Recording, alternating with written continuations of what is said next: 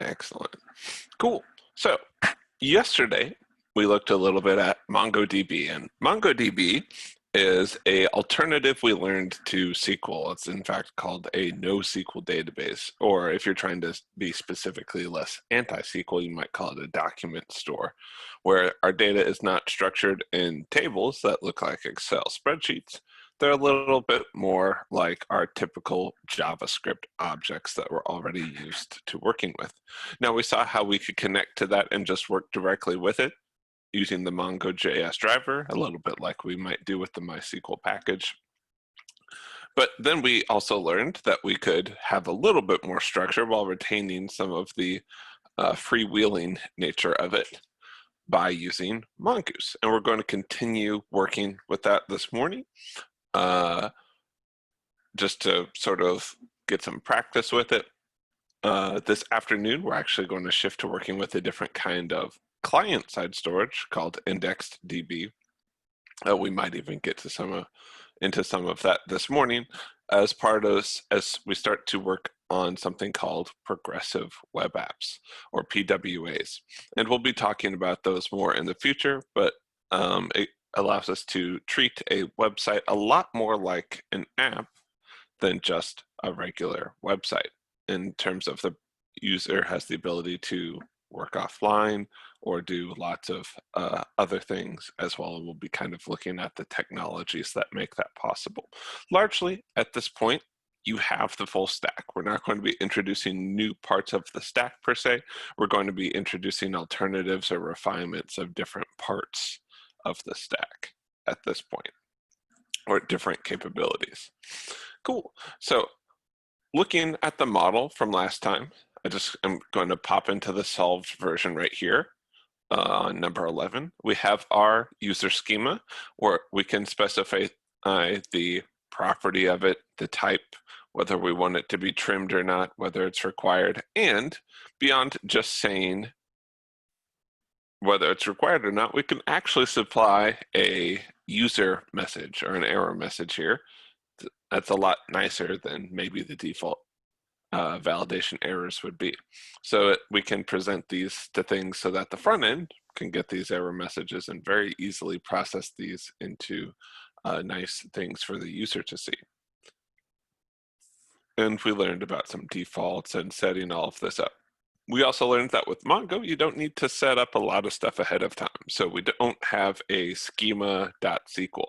You might still have a file that ends up being like a seeds.sql, or not .sql, but a seeds.js that you use to connect to your database and just make a whole bunch of new models at that point. But you really don't need the schema so much, because that's either you don't need it because you're doing Mongo.js by itself, or you already have that defined in your model. So you don't need to define stuff ahead of time other than what server you're working with, which is pretty neat. So we're going to introduce some things called custom methods. Now we're going to do some pretty simple versions here, but custom methods are super useful. One of the custom methods we saw with Sequelize had to do with, hey, let's encrypt the user's password whenever they create a new user, and then let's have a custom method to validate that the password is the same, to make it really easy for the rest of the program to check. You don't have to do that logic each time the user is trying to log in with Passport. We're not going to be using that specific example here, just so that we don't have to worry about getting all the encryption stuff right. We're just going to be working with some really simple examples, but that's a real world application of what we're learning today. So let's go ahead and visit the website. So I'm going to visit localhost 3000. Let's create a username. Let's say Hilda, and the password is ASDF or Hilda at ASDF.com. Click submit, and it shows me my errors. Now let's try and actually do this. So we're using this. If we look in the model, we can actually see all of our stuff. So we had a valid username, but the password wasn't long enough. So let's try that again. And you'll notice that the username got changed to Hilda ... the coolest. And then we also had, and then the normal stuff added, and then a bonus property is cool is set to true. Now on here, we've got is cool and the default is false. We didn't specify it, so something happened along the way. So we've made some changes to it before it got put into our database. Let's look at that. So if we scroll down past the definition, you'll see these two pieces here, user schema.methods.coolifier, almost like that constructor.prototype.method syntax we saw earlier when we were learning about classes. So in this case, we have a method called coolifier, and it's the piece that added in the coolest to our username. And it just did that by modifying it in place here. And then, and also it returns it. This part is unnecessary for it to work. It's not necessary to return something. You can just modify it directly like we're doing here. Same thing with make cool. We take the isCool property and set it to be true. And so we change this in our application. If we look in our route, we create the user from the body of the request. And then we call two custom methods to sort of modify what we want it to look like. So coolifier, make cool. So we add in the coolest, and then we set their isCool property to true. And then we take that user that we made based off of the model, we treat it sort of like a constructor. And then we treat this, the constructor.create, almost like an object. So we're seeing that our Mongoose models, and actually our SQLized models, are like this too. We can both treat it sort of like an object in that it's an object with its own methods, and like a function in that it's its own constructor, which is the case for a lot of JavaScript objects. So you can treat it like a constructor, and you can treat it like an object. Now, if you make a new user, that's a new instance of the model, versus this is what we might call the model class, and we might call this a static method. This is just something that belongs to the user class, versus this is making a new user instance. And so this corresponds to a particular user, or what might have been a row in our database, or in our case, a specific document, since we're not using SQL. And this responds more to the table or the collection, similar to what it was with SQLized. Cool. So that's sort of an example of that. What we're going to be doing starting out here at the beginning of class is giving you the opportunity to practice making some of your own custom methods. We're going to be going with some relatively simple examples that don't have a lot of dependency, but remember, this is a real world scenario. We've seen how we used that for authentication already with SQLized. You would do something similar here with MongoDB and Mongoose. So let's move over to number 13. And let's take a look at what we're going to be doing here. So you have two new methods, it keeps doing that to me, that you're going to be adding based off of your user model. So you want to set the full name of the user. So if the user gives you a first name and a last name, you're just going to make a property that sort of creates a full name based off of that. And you're going to make a last updated date, which is going to set the current user's last updated property to date.now. Now you'll need to manually call these for each one, but not too bad. You've got some guides here linked in the documentation if you're getting stuck. If you look here, the routes are largely done for you, not quite, because you're going to need to make some changes to submit. It's an application that's already finished, but just like in the previous one where we made a new user and then we called some of the custom methods before we passed it off, you're going to need to change it from just taking the body of the request to making that intermediary instance. Inside of the User model itself, we've already got the pieces in place, like the first name, last name, username, password, email, and user created, and then pretty simple last updated and full name, but you're still going to need to make the custom methods on there as well. Now you should be able to just look at 12 and it will have all the information you need as an example, but if you need extra stuff, of course, we've linked that in the documentation. Cool. So we're going to open up the breakout rooms at this point. If you have any questions, just let us know. We'd be more than happy to help you out. Good luck.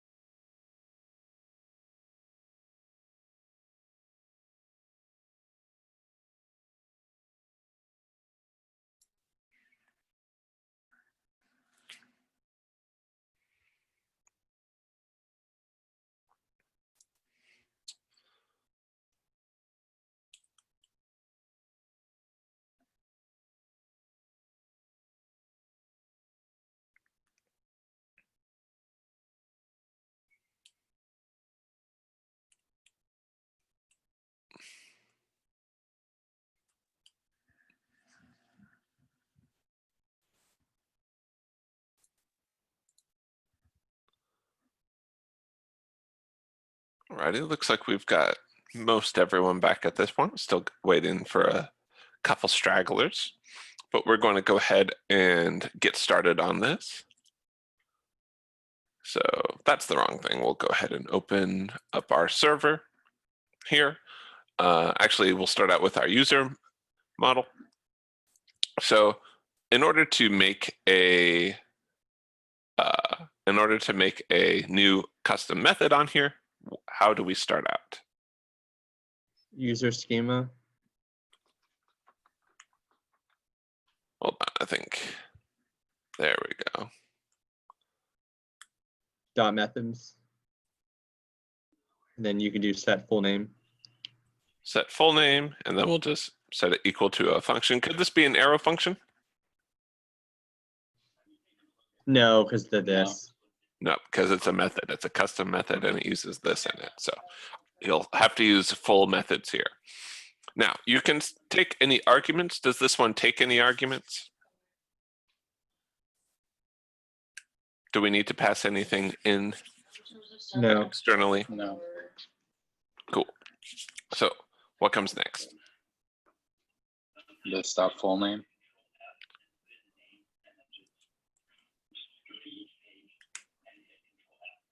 Equals a template literal or You just do this dot first name plus this dot Yeah. last name.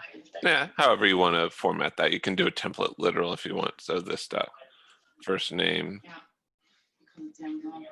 this dot last name, or you could have added them together using double quotes or something.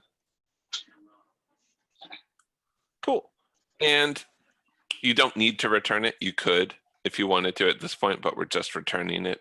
Sometimes it's just easier to do it this way because that way if someone needs the full name to use somewhere else, like console.log it out, then you have it.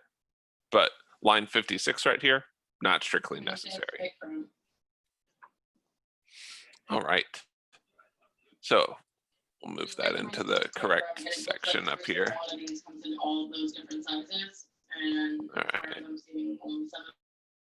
So next, we've got user schema dot methods dot last updated date. This is just calling it every time we change one of these. You can have timestamps on a Mongoose model too, as you well, but we're just looking at an example of how that might work. So what would we do here?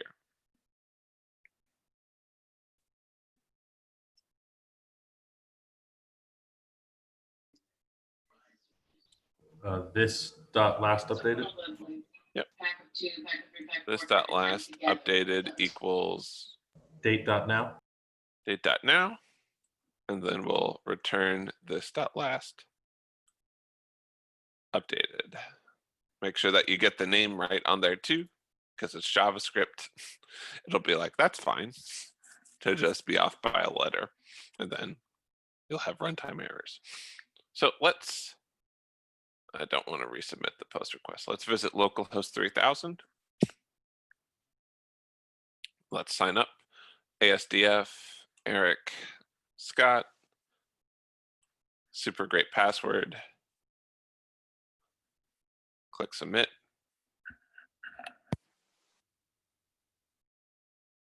And those methods haven't done anything yet, right? How come?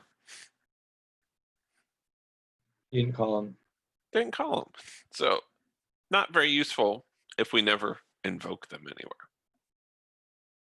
So let's go to server.js.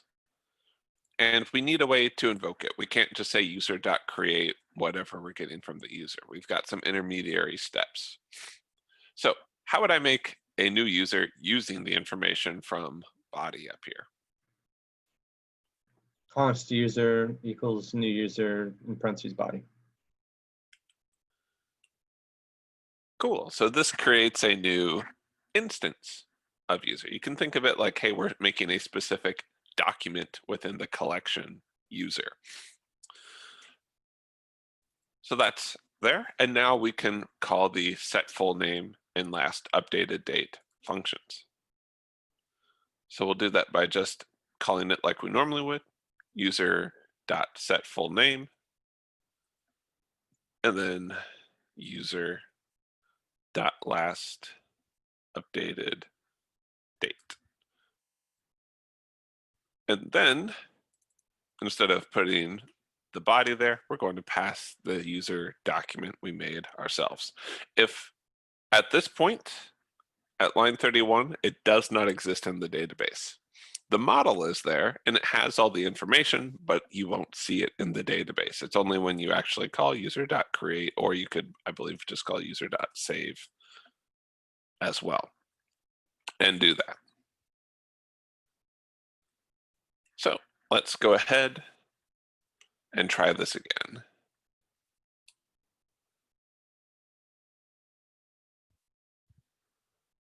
So let's make a username. Ready player 2, player 2.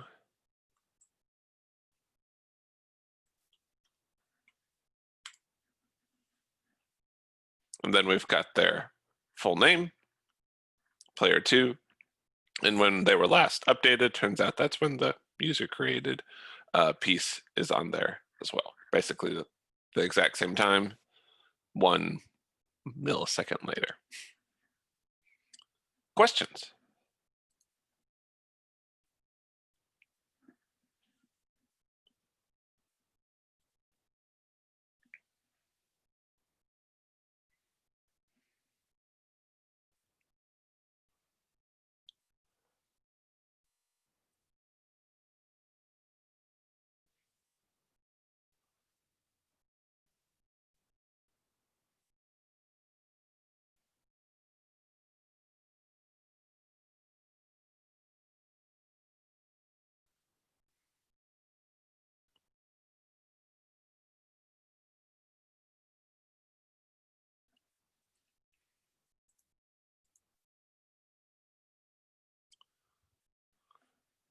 All right, cool. So something you might have noticed when we're working with data like this is that we still might want to keep data in separate collections. You can embed that information in there, but you don't always want to. An example of this, like let's think of a particular use case. We've got books and authors. Normally what we would do in SQL would be we would have each book would have an author ID, and then we'd have a list of authors. And this would be good because if the author ever needs to, say, update their social media site, new one comes out, like Twitter or TikTok or whatever, and they want to add their information there, if they want to add a new column there, they can do that. That's completely fine. And we might want to keep the flexibility where each author just lists the social media they have, but then if we embed it in the book, so if we had said books, author, name, and then media, we still see a lot of duplicate information here because chances are authors write a lot of the same books, but we didn't really have a way to manage a collection of them.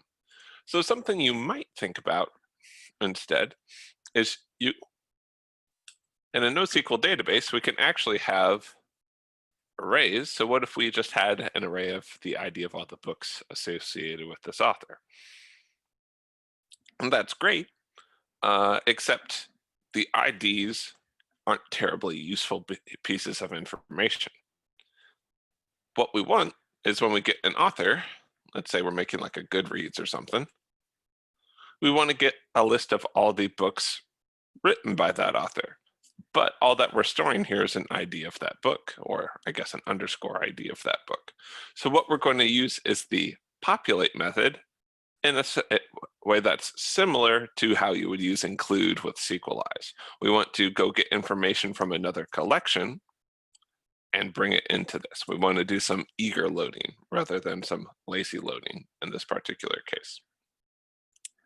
And I'm sure the example will make some of that clearer. But the idea is we've got data in different collections. We still reference it with the IDs of those documents in those collections, and we want to get all of that data at once. So let's take a look at this. So I've got two models in this particular case, which means I have two different collections I'm going to be working with. Index.js is a lot like we did with the views. It's not as complicated as the sequelize one. It's just to group a bunch of stuff together inside of the index.js. So books, relatively simple. Here's a list of books. They've got an author and a title. Now, if I've got a library, I have a name, and rather than duplicating the title and the author of each book, let's say that they get updated, like when an famous author writes underneath a pen name, and then people find out, oh, it's just them. Maybe they, in later versions, they just go, oh, it's actually this person, or we want to put in parentheses, hey, this was actually written by this more famous name you might not have heard of. So we want to put that information. So what we store in here is not all the book data, but an object ID, and specifically what collection is that object ID contained in. This lets us sort of keep some of this information sort of separated, so we can update them independently, but we can still get some of the advantages from joins and different things like that. So we make our model, and then we export it. So let's take a look at some of that. So let me make sure I'm in the right section here.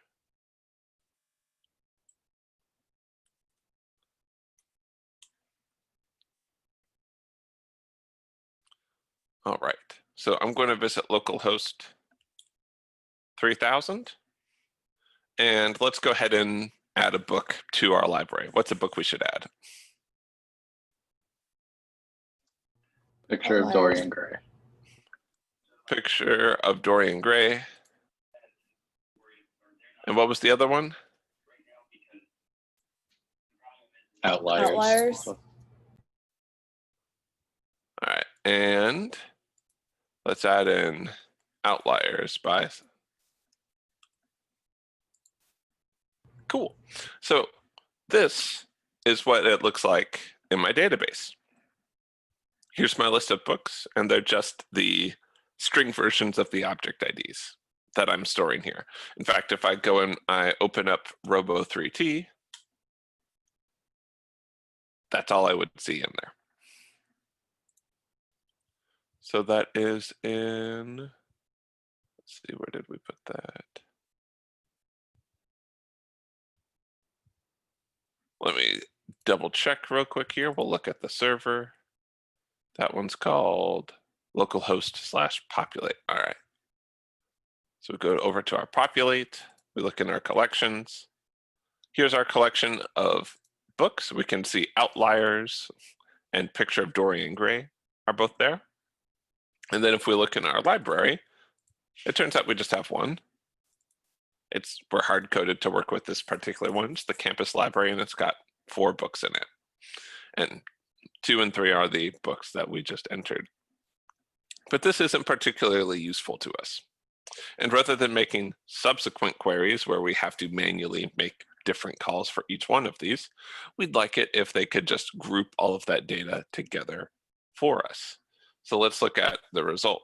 If I call see my library, there it is. If I call see my books, I'll see those. And if I want to see these 2 pieces put together, I can see my library populated with books. So my books array, and I've replaced the IDs with the actual object itself. So I went over to the other collection, searched for all the relevant pieces, and then just brought it back. Cool. Now, how did we do that? Let's take a look. So you'll see right here at the beginning, what this does is it just creates a new library. Now, if we look in the library, you'll notice that the name has to be unique. So what is this doing in practice? It's creating a library called Campus Library if one doesn't already exist. If it already exists, it'll just error out, but we just catch that and continue on our merry way. So this is just guaranteeing that the campus library exists.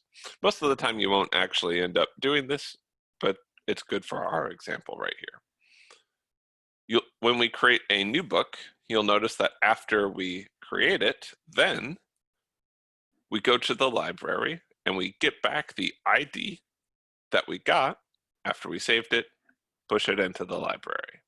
So that's by default what happens. That's why we see that extra ID in there. The new true flag here is important because this is going to return the new version of the library for the next promise.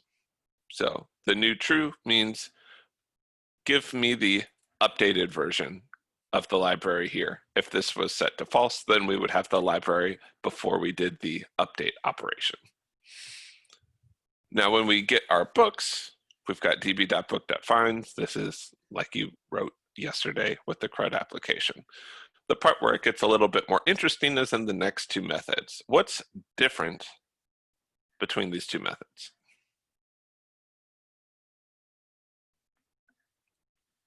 Spot the difference. Where's Waldo?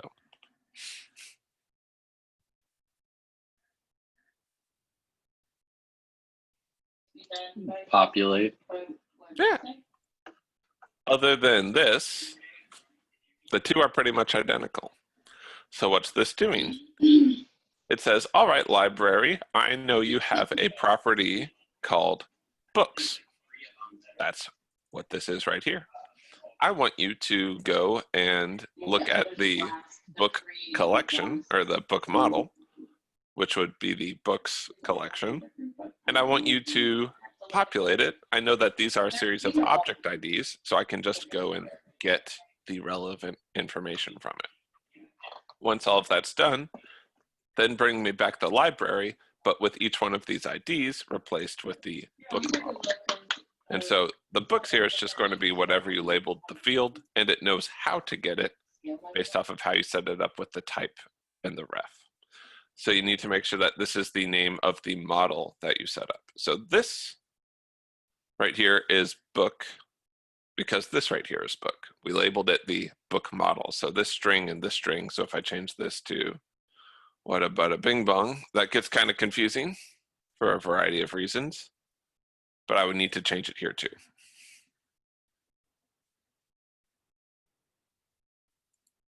Cool.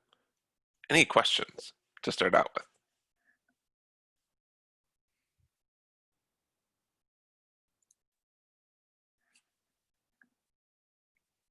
Very similar to the includes option. Very similar to the includes option we used with Sequelize. A little bit different under the hood with how it does it, and you'll notice that instead of having a single foreign key on the books like we would have to do in Sequelize, instead the library has an array of foreign keys, as it were. So there is some slight difference in how you model everything, because you can use arrays. It's a pretty natural fit for it. But what we want you to do is get a little bit of practice with it.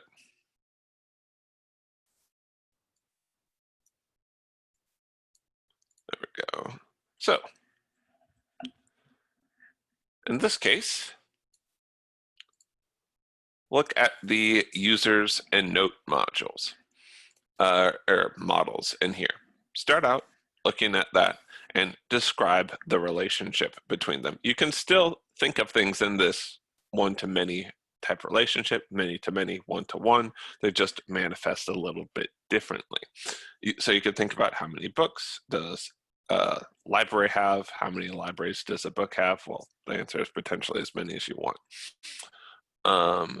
And then how does that apply to this with the user schema versus the notes schema? Finally, go ahead and check out server.js. And there's a method here called populated user. What we want you to do is, we've already got it for finding users, finding notes, all of that other stuff. We want you to populate the user with all the notes that they've made. Very similar to what we've just done here. So we're going to open up the breakout rooms at this point. If you have any questions along the way, we'd love to help you out. Good luck.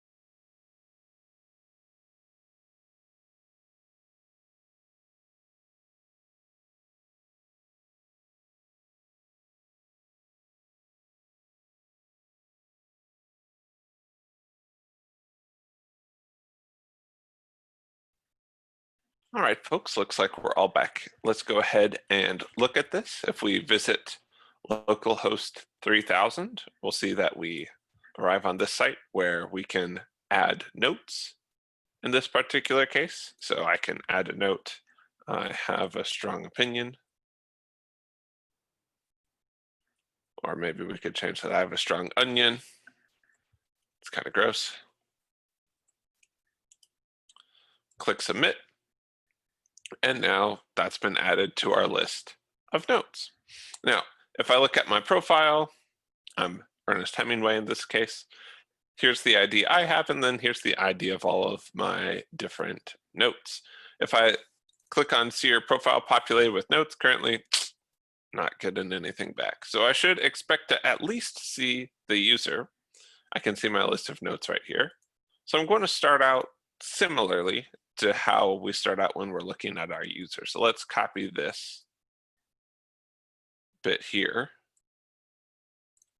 where it's db.user.find. There's only one user in this particular case, so we don't have to apply any criteria.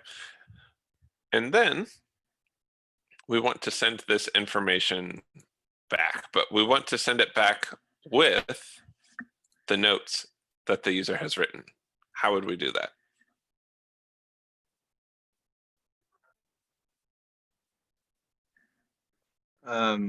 Populate user. After your db.user find, before your then, on 61, you'd have a dot populate. And then in parentheses, notes. Yeah, why is it notes?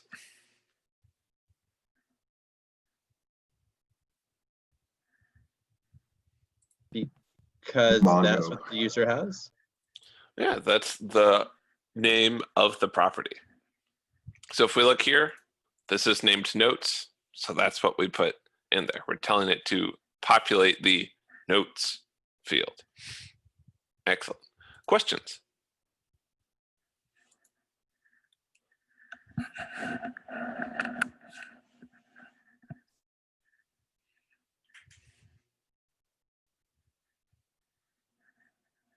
All right.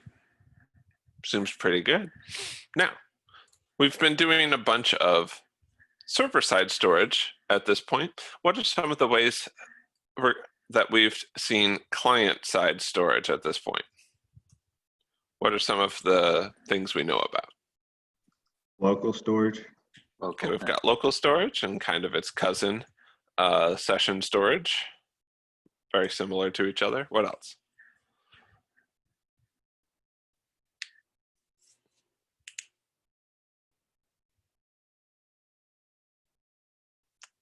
believe it or not, cookies fall under this category. You can, on the client, you have access to cookies and you can store information there. In fact, they're one of the oldest ways of doing it. Those are the big two we've talked about. A thing about cookies is that they also go with every request, and with client-side storage and local store in general, the techniques we've learned so far, they're a little bit limited in terms of format and the amount that we can store with them. Now, we're going to be working with a new tech here called IndexedDB, which is a way for us to work with a bigger amount of space and to do things in its own particular way. Now, this is all in service of something called progressive web applications. And the progressive refers to the idea of progressive enhancement, or we have some minimum functionality, and as you add more capabilities, I'll take advantage of them. So this is starting simple, and then as you get access to more things, you get more, or your site takes more advantage of those. The opposite of progressive enhancement, or the other side of the coin, is graceful degradation. And what that means is you start out assuming everything works, and then once you find out a service doesn't exist, you sort of handle that kind of well. Generally, we'd like to start with, hey, we have some minimum thing that you're able to do, and then as you add more capabilities, more is available. And the number one thing that people are actually talking about when they talk about progressive enhancement in this particular case with progressive web apps is access to a network. And furthermore, a good access to a network. So having Wi-Fi or 4G or 5G or better. What we want to do is optimize around the fact that maybe you're using something that's not connected to the internet. And you're like, a website without the internet, that seems kind of crazy. And it is a little bit crazy.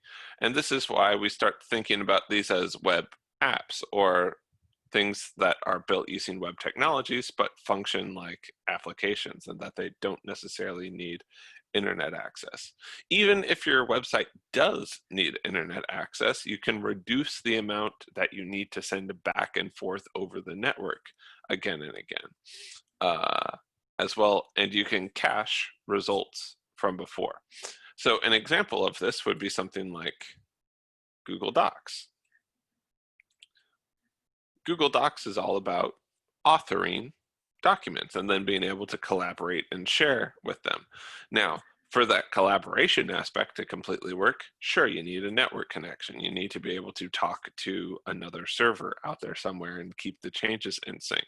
But for just authoring documents, none of that's necessary. In fact, once you've downloaded all the pieces that you need, you can disconnect from the service and still work technically. So we'd want to make some of these things have offline capabilities.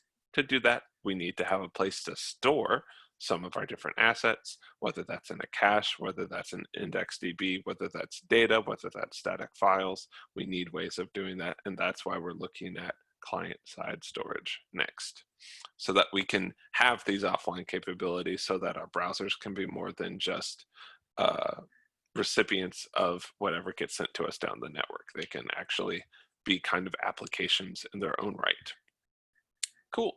So to start out with this, we're going to go to number 16. You'll notice no modules, just an index.html page. So let's take a look at this. So I'm going to open this up in my browser. And following the prompt, I'm going to go to application. And if you look here on the left, you'll see that we not only have local storage, session storage, and cookies, and web SQL, but we're not going to talk about that. We've also got IndexedDB. Cool. And we've got a bunch of different items here.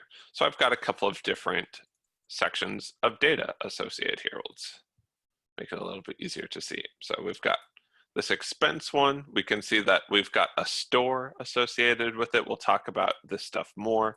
We can even look at some of these different indexes. The main thing is that we have these different places to store information.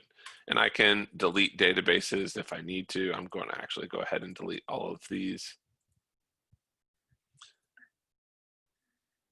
And if we look here, when I refresh the page, this is going to make a request to open the first database.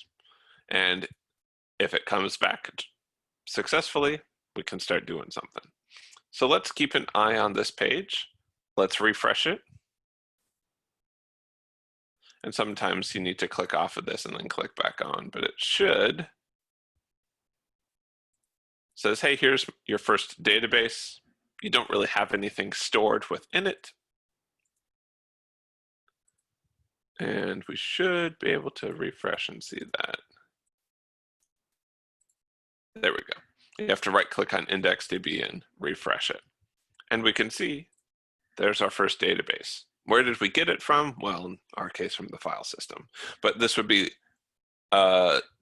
separated by origin. So yahoo.com isn't going to share an IndexedDB with google.com or any other site that you visit.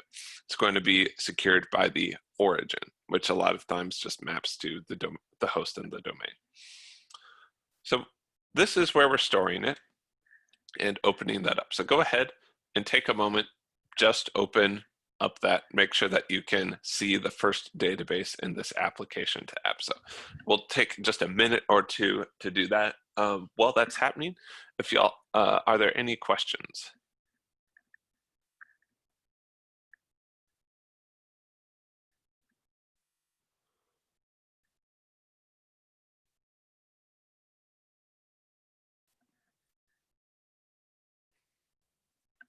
All right. Let's take a look at the code really quick while y'all are doing that. We've got IndexedDB.open. The first one is first database. Anyone want to guess what this number is? Index. It's not quite the index. It's actually our version number.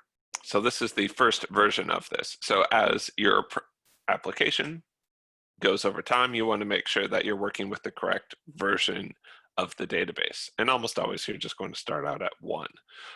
So sometimes you can get into some conflicts if they're not set up properly. We'll actually see some of that in this particular case. But we'll learn how to get rid of problematic things and rework with the same version, even if it might have some problems normally, by opening things up in the database tools. Cool.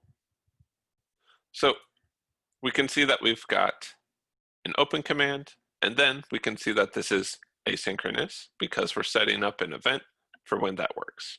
So this isn't going to happen immediately necessarily. So this is almost like an event listener. When we successfully open up the database, here's what we do. We console.log out the database that we tried to open.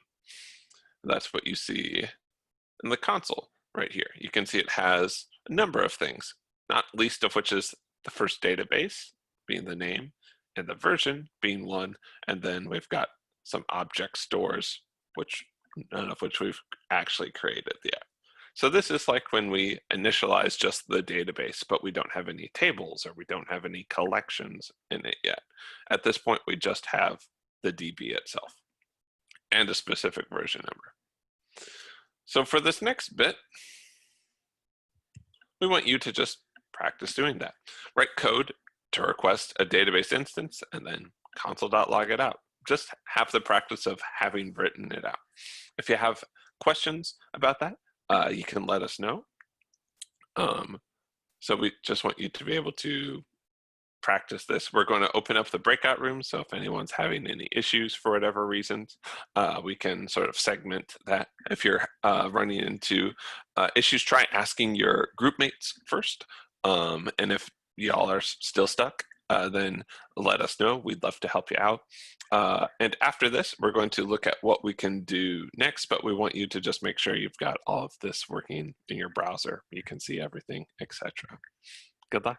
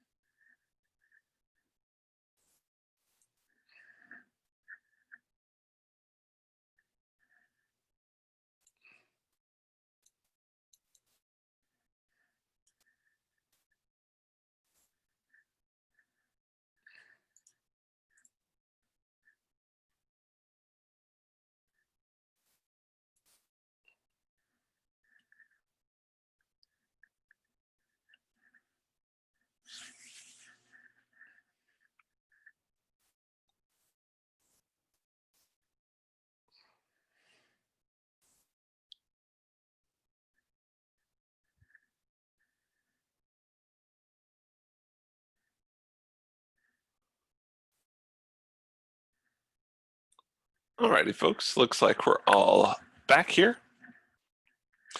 If we did everything correctly, we'll see the name of our database, the first database. You'll see that our security origin is just the file system. If you were serving this over with Express, it would be localhost. And if you had it deployed somewhere, it would be blah, blah, blah.herokuapp.com or .github.io or something like that. Now we see some of this stuff, like we see the version number in the one that we made here, where we say const request equals window.indexedb.open first database 1, and then when it's successful, we console.log that out. So if we look in the application tab under IndexedDB, and you can refresh the database if you need to know more about it, we see the name of the database and the version, but we see this other line here called object stores. So object stores are kind of like collections. They're kind of like collections, they're kind of like tables, in that this is where information actually gets stored. If you don't have an object store, you're not storing anything. And unlike using Mongoose, or even more strictly when using SQL or with SQLize, there's no schema to these by default. There's no pattern that they have to explicitly follow. But let's go ahead and look at how we could make this work for us. So I'm going to add a section in here. Whenever we need to upgrade something, for example, this is 1, and so the version number tracked in here is 1. Now if I'm going to make another piece on here called on upgrade needed. And we'll grab a piece out of this just called a target. And I'm just going to say let's in fact not even do that yet. Let's say console.log upgrade was needed. So let's keep an eye on our console while we do this.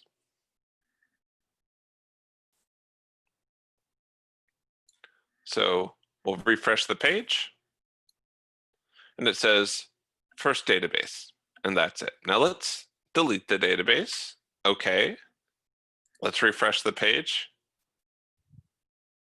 Let's get rid of some of these extra pieces on there. Let's see. There we go. So refresh the page, it says first database. Let's refresh this list here, and it's just version 1. There's no upgrade because we're just setting up the initial version. Now let's look at version 2. Let's save it. Actually, I'm looking at the wrong one, I can already tell. Let's go ahead. I think this should be fine. So let me double check, make sure everything is correct.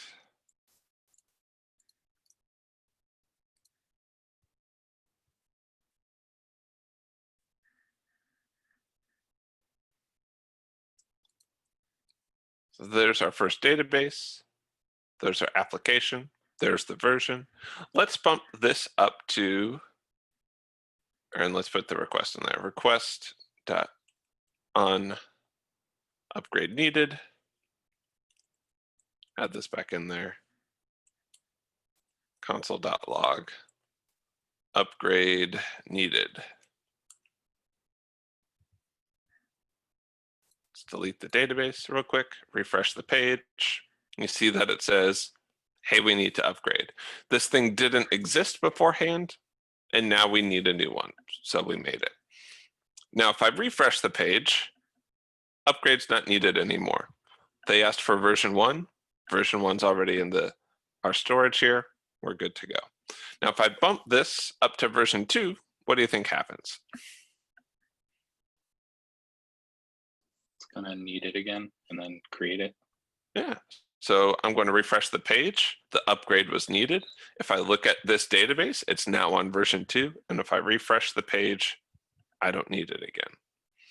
So we're going to make any changes that we need to here. And now there's a common pattern where on upgrade needed, you want to look at the previous version. So a lot of times you'll console.log out the different versions that you might have and then do different things. We're just going to start it out. Since we're starting with version 1, we don't need to do any of that. We're just going to set it up initially. And so as you work on this, you're still going to need to go in there, delete the database, and make a new one there. So I'm going to take the target. Let's just start by console.logging out the target. Let's see what gets given to us. So we're going to delete that database, refresh the page, and this is what we get back. Now, this is our database that we can work with, specifically the result part right here. And here we can see our list of object stores. So we currently don't have any. Let's go ahead and make one. So we're going to go ahead, come back here, and I'm going to say const db equals target.result. And then I'm going to say const object store equals db.create object store, and we'll just call it to-do list. Now, if I just refresh the page, nothing's happening. How come?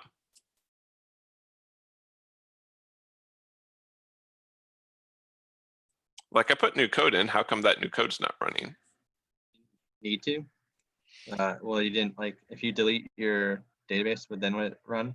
If I delete my database, because remember, I'm already on version 1, don't need to upgrade if I'm already on the correct version.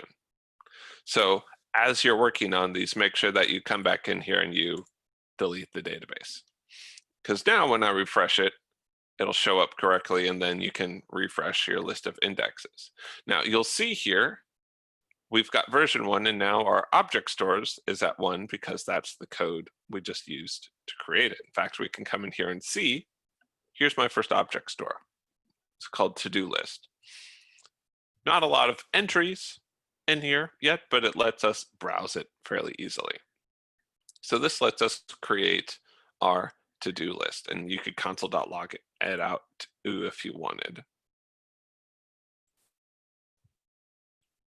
So what we want you to do next is to make your own object stores. If you want a reference to what we did here, you can see the finished code for that in 18 index.html. We've basically written out each one of the pieces. The important part to remember is to make sure that when you're refreshing the page, if you're trying to make sure that you get the schema correctly, which you only need to set up once, you only need to create the object stores once when you're setting it to be the correct version. But as you're developing it, make sure that you're deleting your databases and refreshing your IndexedDB list if you're practicing each one of those pieces. So here's a reference that has everything you need inside of number 18. Inside of number 19, we start you off with index.html, but we want you to go through the process and take some time and explain to each other what are each of the steps that you're going through.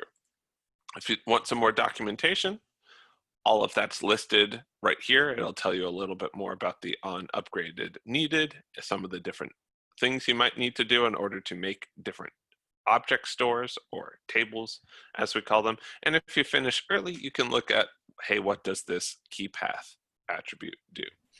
We're going to work on this for the next 15 minutes.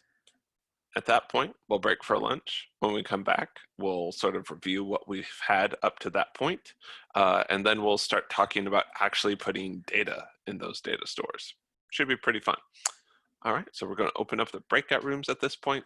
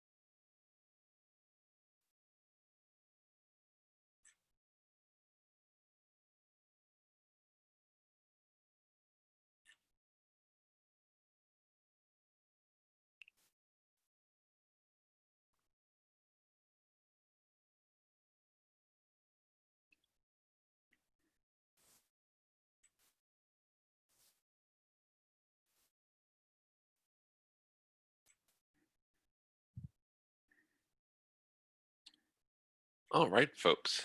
Welcome back from lunch. We're going to continue looking at IndexedDB today, going through and looking at things with storing things in the front end.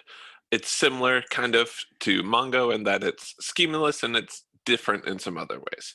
So we're going to be looking at some of that more again today. It looks like we're mostly here. Hopefully you all had a wonderful lunch.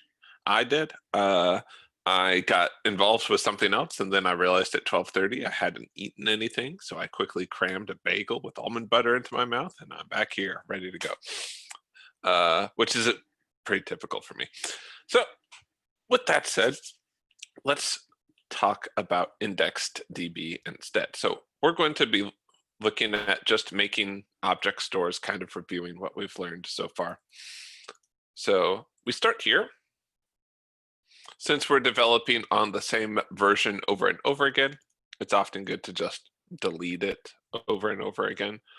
So we'll go over here, we'll click on application,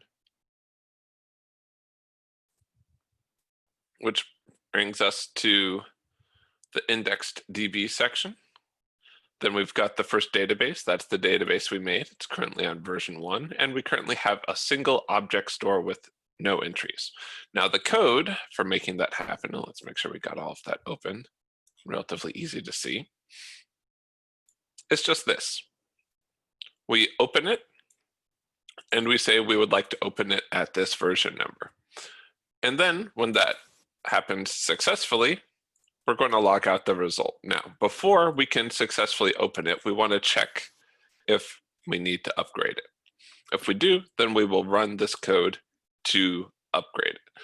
Now, this is already listed as version 1 in the database. We can see, hey, here's version 1 of this database. So there is no upgrade needed, so we won't see it. So if we update what needs to happen for version 1, very often what we're going to do at this point is delete the database.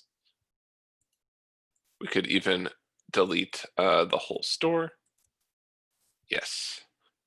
Refresh the page, refresh our list at IndexedDB, and then we'll see that the pieces that set up on the on upgrade needed cycle are there as well.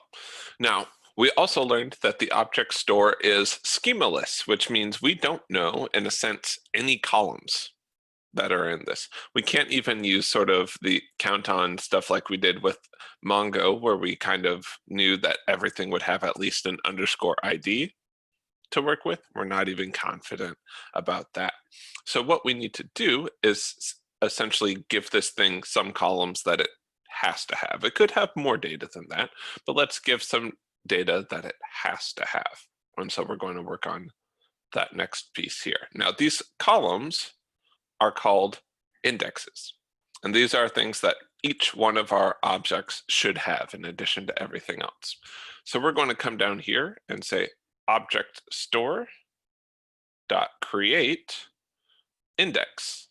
Now, if we're coming up with a list of to-dos, one of those things might be something like a timestamp so that we could search for things that have happened in the past day. We want to know our to-do lists that's currently going on or maybe recently updated.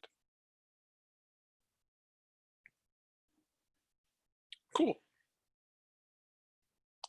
So let's see what happens in our browser from this perspective. Oh, actually, we'll just refresh the old one. So because this is happening on the updated version, we're going to delete this, refresh the page, refresh our list of IndexedDBs. You'll see that we've got an object store, and under the object store, we now have a new entry called timestamp. Now, currently we have no entries in there, so we're not going to see anything organized by timestamps. But this is how we can start to search for things. Object stores by default don't have any search capabilities. We can't find anything until we explicitly add an index. So with timestamp, we're able to start looking for stuff by these columns, as it were, by this timestamp column. Now, the object in our object store can have plenty of other properties. We just want to be able to search for stuff by the different timestamps, potentially in this case. So another way that you might think of this is if we think about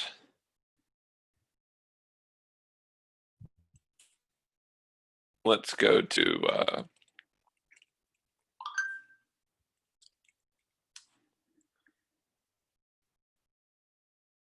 think I named this. No, we named it custom CMS. So if we look here, let's go ahead and create a project. Let's use the template of basic Kanban. We'll name it custom CMS.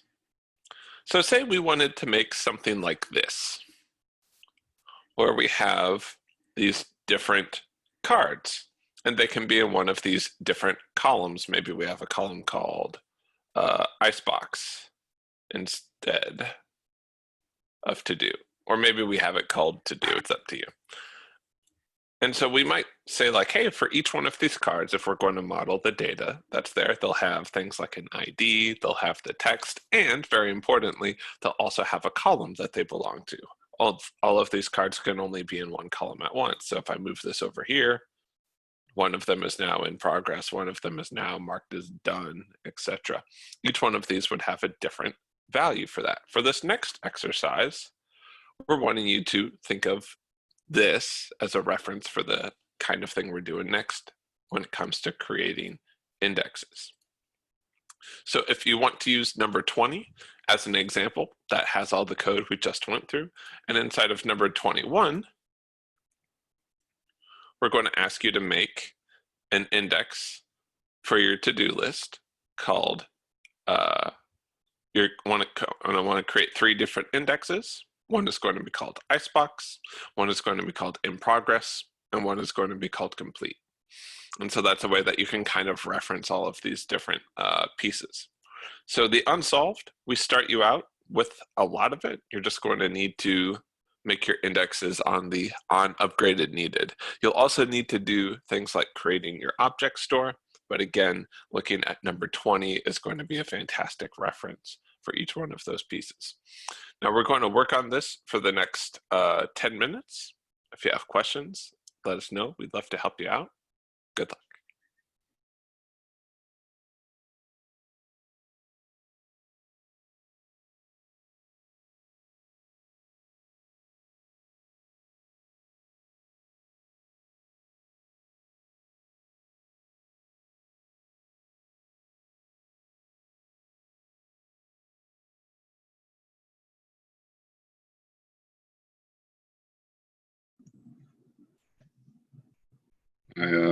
Do I just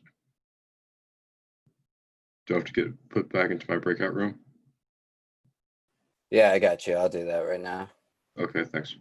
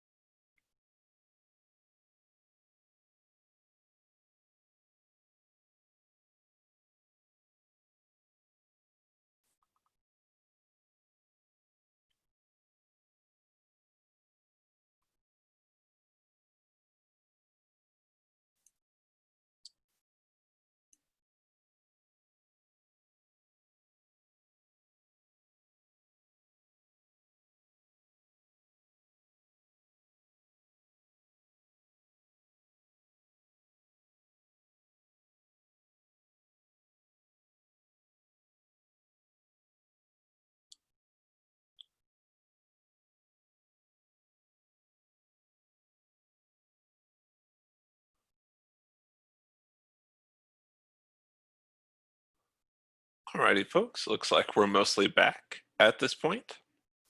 We're going to go ahead and go through this. Now, what we need at the beginning on upgrade needed, we're largely checking to make sure that our schema is okay, especially right here at the beginning in version 1. Once our schema is okay, then we're okay to add the rest of it. In fact, we'll look at that in just a second. But I'm going to change this so that I get my DB is equal to target.result. This gets me access to the database itself. Next, I need a table or collection equivalent called an object store. So I'm going to say that the object store, just think of it like a big box store somewhere, like a Macy's, going down to the object store where we can buy objects. This is our table version. And in this case, with our indexes, we're actually going to act like we have 3 different columns in like a SQL database. And then we might treat them like Booleans, where one of them is true and then the other is false, and we just turn them on or off to mark which column we're in. But we'll see some better ways of doing that here in just a second. But just to practice making indexes, we're going to say object store.create index. And then you'll notice that we have icebox. Now, and then the same thing for in progress and in progress and complete and complete. Now, there's 2 names going on that we happen to have be named the same thing. So this is the name of the index, and this is what's called the key path. The key path is the, as you might think of it, the actual column name. And this is what we're calling being able to search by that particular column. Now, with the object store, it's actually possible to provide it its own key path, and we'll look at that in just a second. But first of all, let's make sure that we are able to create these 3 different indexes, thus where we're getting the name IndexedDB. We can't get data unless it's indexed in some capacity. That's just the way that the database was created. So we'll open this up. Actually, yeah, let's go ahead and quit out of that previous one.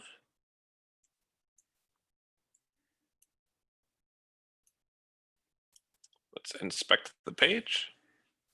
We'll of course open up our application tab, go over to IndexedDB.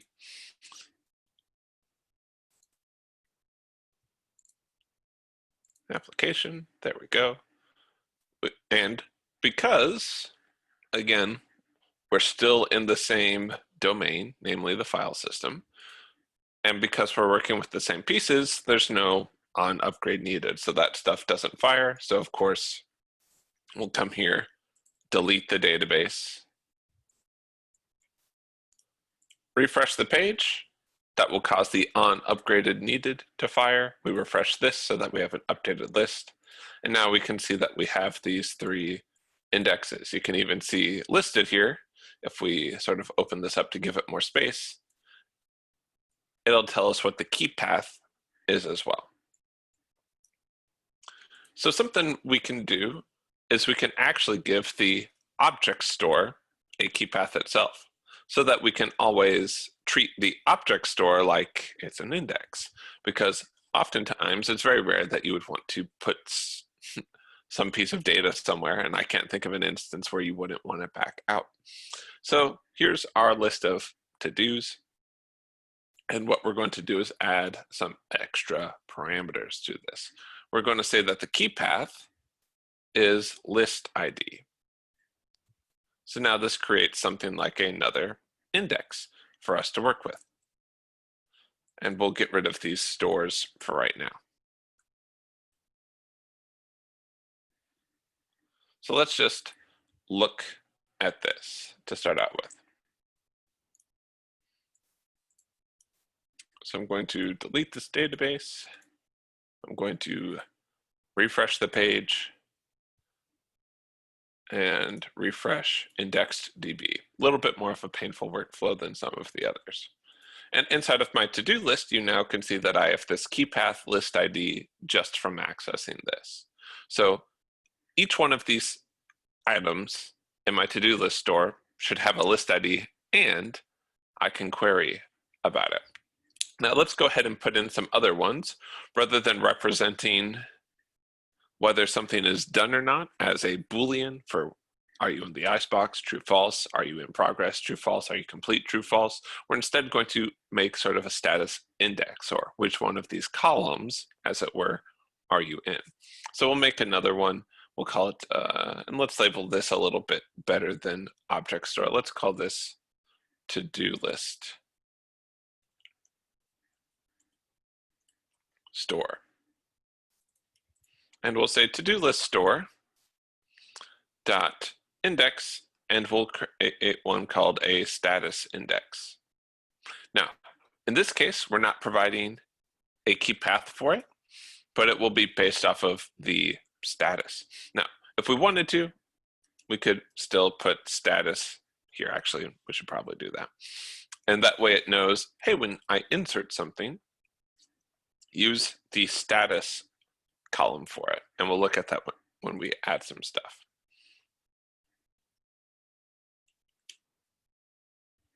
Equals this. So this is telling us each of our to-dos should, at a bare minimum, have a list ID and a status. Now, they should probably have text too, but we're not worried about that right now. We're not going to search by the text. We're going to search by IDs, and we might search on whether they're done or not. So we're not too worried about that. Now, at this point, our structure is done. Our structure is done. We would want to verify that that's the case. Again, we'll go ahead and delete the database. Refresh the page, refresh our list here. Not the nicest workflow, unfortunately. It should be doing that unless I might have an error. Failed to execute index on the specified index was not found. Oh, I forgot. Messed up on that one. So this one we want to say create index. And we'll just leave that off. I got a little bit ahead of myself. But checking the error messages. Let's refresh this. And we can see we can find things both by the to-do list, and then we've got the status index on there. All of this is great. Let's actually put some data in the database, right? So we only want to put data in the database after all the necessary upgrades have happened. So that's going to happen on the success. And this is when we're going to start going, okay, let's make sure we've got all the pieces that we need. So we're going to say const db equals request.result. This is how we're going to start inserting data into the database. And we do this with something called transactions. So we're going to say, hey, here's the transaction I'd like to perform. So let's go transaction equals db.transaction. The first thing that I'm going to use is the tables or the object stores that I want to use. So in this case, you want to make sure that you've got the exact same casing as you do up here. So I want to work with this, and after that, what kind of access do I need from this? There's read-only, where you're not going to be altering any data. You're just going to be getting information from it. And then there's read-write, which lets you also put data in the data store. So depending on how you're accessing it, you might only need to read data. It might be put in there from somewhere else. And so you don't need to write to it. And things can be a little bit safer that way. But with read-write, we'll have full control over what we want to do. Next, let's get a reference to the object store. We're going to say const to-do list store, but it's already created. So instead, what we're going to do is just get it. So we're going to say const to-do list store equals transaction. And then we need that specific object store. So we're going to say dot object store and then to-do list. So now I have a representation of it. And if I want to, I can also get the status index. The status index looks pretty simple. I'm going to get the store and specifically look for the index that I labeled up there earlier. Cool. So at this point, I still haven't put any data in the database. This is all the steps I need to do, starting from I got back the DB, then I need to open up a transaction, then I need to get the object store, and then I also often want the status index as well. We'll see that in just a little bit. And so let's add some data. So we'll say to-do list store dot add, and we're going to add in stuff that matches up with our two pieces. So there's a key path here and a key path here that we listed. We're going to make sure we're inserting objects that have at least both. And in fact, we're going to just do objects that only have both right now. We'll add some other pieces in a little bit.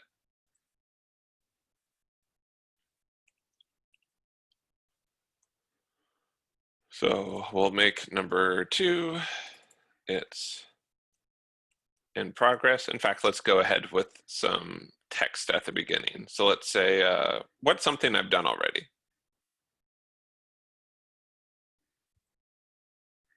Ate lunch, sounds about good. What's something I'm doing? We'll say teaching class.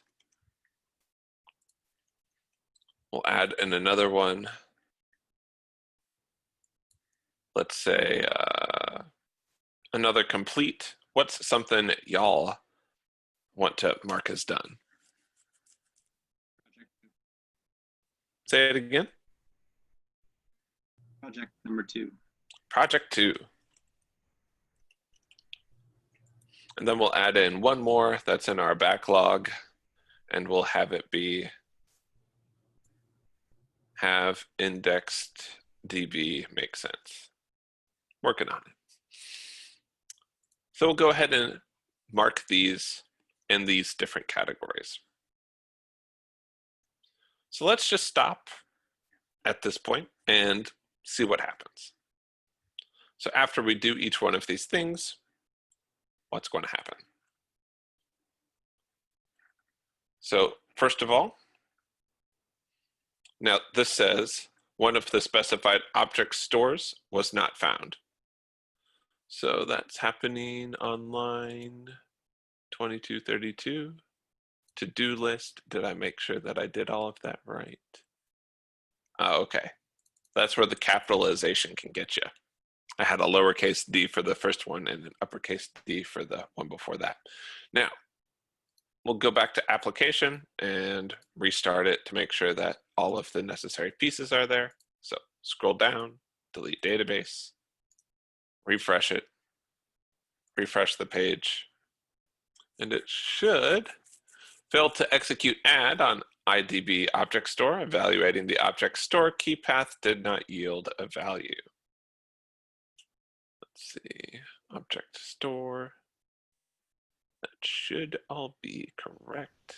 The case list ID D must be Right. Thank you. The casing gets me pretty consistently, in case y'all hadn't noticed already. So let's go ahead, and I'm going to again just refresh the page, refresh my list of IndexedDB, and then I've got my to-do list, and you can actually see, based off of the key path here, we'll close the console for right now, and just drag this over. Here is the value. Hey, here's the list ID, here's the status, here's the text. If I want to access it based off of this, here's the key path. Here's something that's in backlog, here's something that's complete, in progress, and then the primary key based off of that. So this lets me search by these different pieces and get different stuff that corresponds in that particular way. And it can even include things I haven't indexed, like the text. The text isn't indexed, I can't search for things by text. So it's there, it's valid data, I can access it as long as I'm looking at it some other way, either by the ID or searching for it by the status. Hence the name IndexedDB. Now, I need to get some items from here. So I'm going to say const get request equals to-do list store dot get 1. So which one of these is that going to get?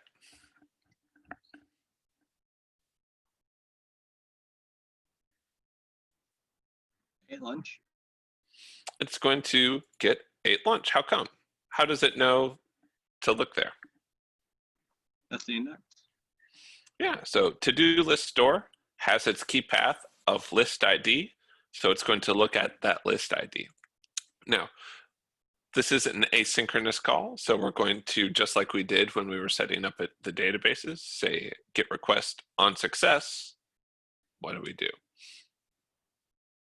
In our case, we're going to console.log the result. A little bit of an odd interface, but it's the one we got. So let's take a look. Let's come back here. Let's refresh the page. Assuming I saved everything.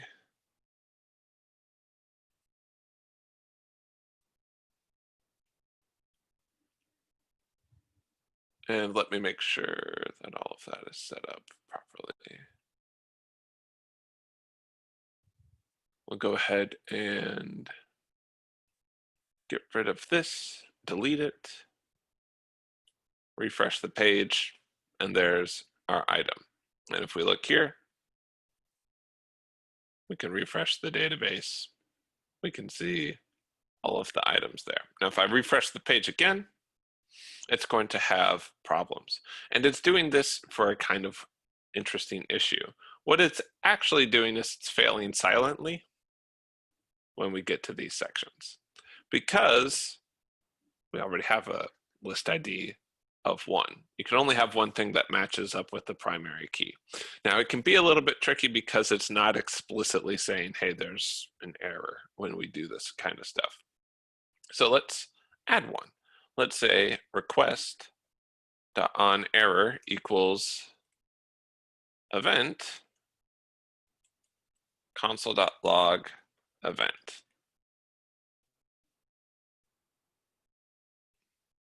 So it should be giving us an error somewhere in here.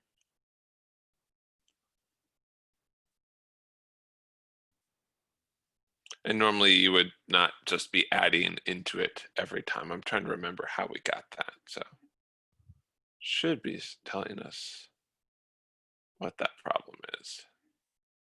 Okay. Most of the time, the way that you interact with IndexedDB is going to be through a library, which does a better job of like promisifying all this stuff to help deal with the asynchronous events and stuff like that. I wonder if it's filtering it out. No, that's fine. Cool. So we'll skip past that part for now. Now, something else I want to do is I want to try and do things by the status index. So I'm going to make another request. This one is going to be a get request status index. And in this case, I'm going to use my status index, which I grabbed earlier, and I am just going to get one of these. Or let's not get one, but get, and let's say get all of my completed tasks. And then we'll just console.log them out. So this will be get request, each one of these. Let's console.log out the result. And something that I'm going to do is I am going to comment this piece out so that we're not adding them in there. They're already there. There's no upgrade needed. We just need to be able to console.log this stuff out when it's successful. So there's my list ID. here's all of the items that are successful. How would I change my code to get all of the items that are in my backlog? Status index Change dot complete get all. in backlog. process. Yeah.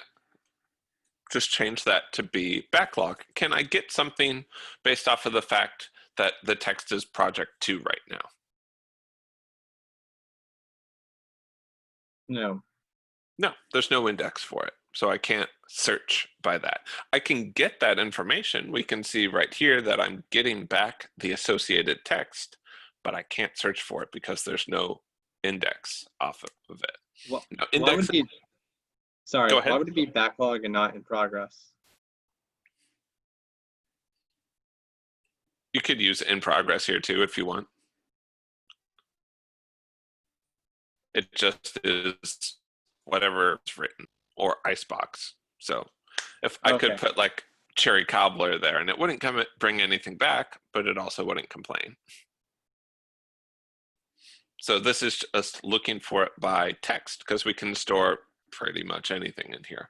We're not limited by the things that we are with local storage, where everything has to be a string, and so we turn everything into a string, and then we have to pull it back out, and we have to know the exact name and stuff like this. This lets us treat it much more like we did with MongoDB. The only difference is we have to make sure we create indexes if we want to search by something. Now, a lot of the time, we don't particularly care. There's tons of fields we don't need to index. For example, back when we were doing the song sales and the album sales, we don't need to have an index of being able to search necessarily for things by how much information or how many sales they had. You could, like, you can roll through those pieces of information, but that's not what IndexedDB is about. It's much more about finding these different pieces of information. So what we want you to do is to get a little bit of practice with this. Now remember, if you specify something as a key path for the object store, that means that each one of those entries has to be unique.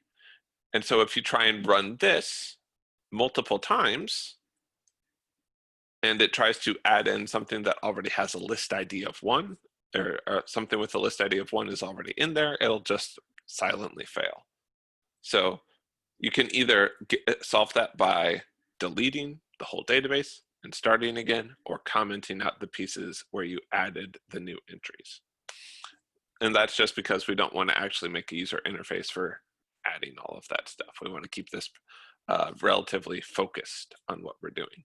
So for the next activity, if you want to reference anything I just did, you can look at 22. It has a copy of all of that different stuff that we went through, as well as being commented. And then in number 23, you'll find the activity. So in this case, we're going to have you create an index for a column you'd like to query on. So for example, maybe you're, instead of just marking stuff as being done or not, things have a due date associated with them, and you want to build an index based off of a due date. And then you're going to create a new transaction and add in a list of to-dos. So go ahead and add in 4 different ones, just like we did. The only difference with the one that you'll see in number 22 is that it doesn't have the text field in there. You can totally add it though, like you saw earlier. Any questions before we get started?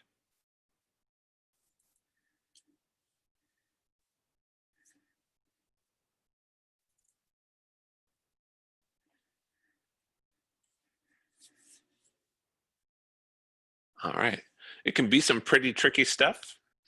I know that when I first learned IndexedDB, it was a lot of wait, what? Wait, what? Wait, what? So if you feel that way, that's normal. It's just about persisting and working through it. Cool. So we're going to open up the breakout rooms at this point. If you have questions along the way, please let us know. We'd love to help you out. Good luck.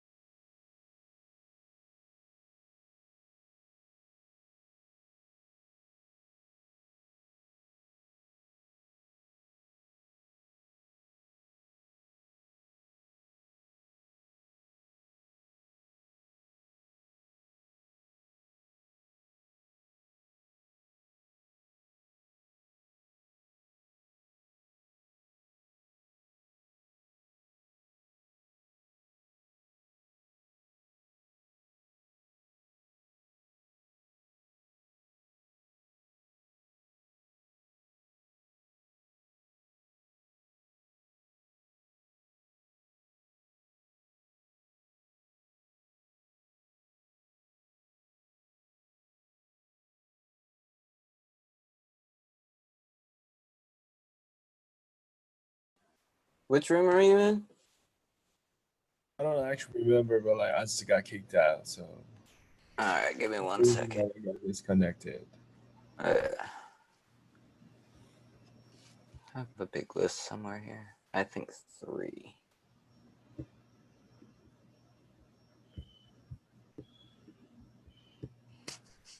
I guess.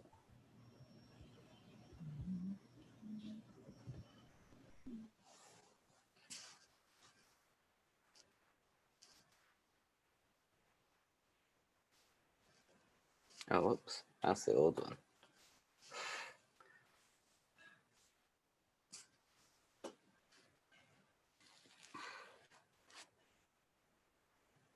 Or 7. It was 7.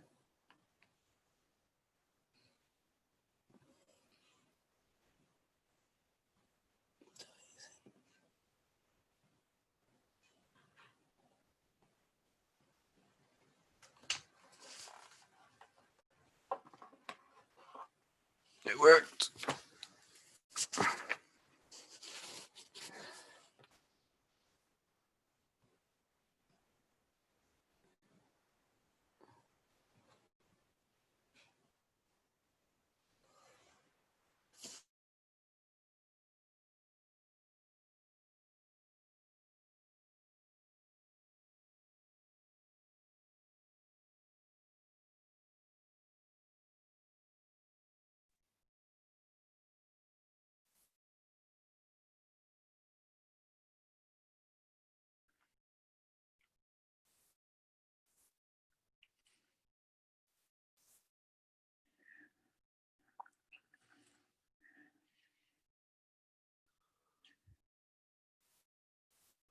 Alrighty, folks.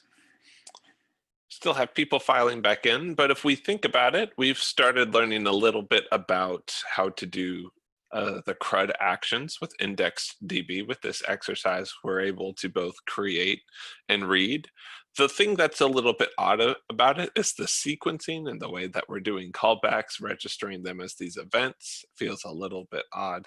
But again, there's oftentimes libraries to help you with this kind of stuff.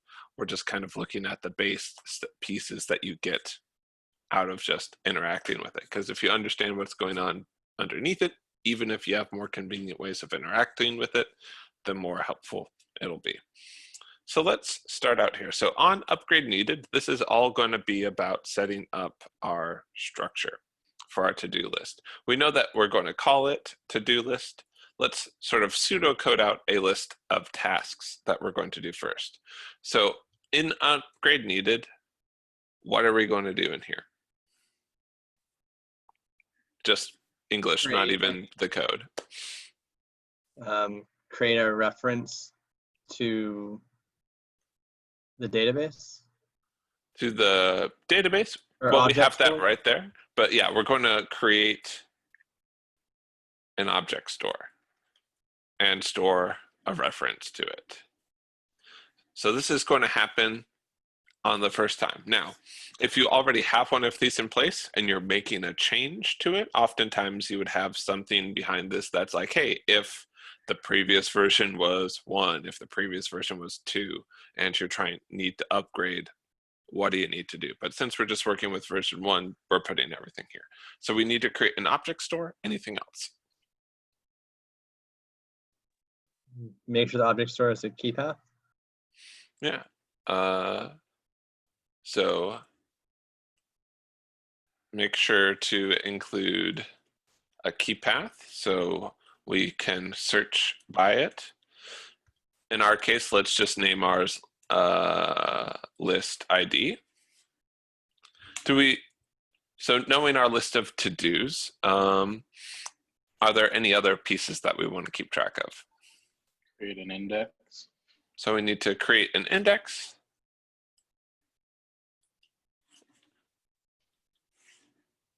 And what do we need to provide to the index? Like the name. So I mean, I did due date index and then due date. So the key and then. Right. So the key path, which is going to be the column name, and then the name of the index itself. And actually, to keep it consistent, we'll put them in the order that you would actually give them. Cool. So we're going to create our object stores, which will store it, and then our ways of searching it, which will be our indexes. And we could have multiples. It could be based off of statuses. It could be based off of due dates. Let's, in fact, go ahead and make some for both. So let's come in here, and we'll say const transaction equals db.transaction. Now, what information do I need to provide to transaction?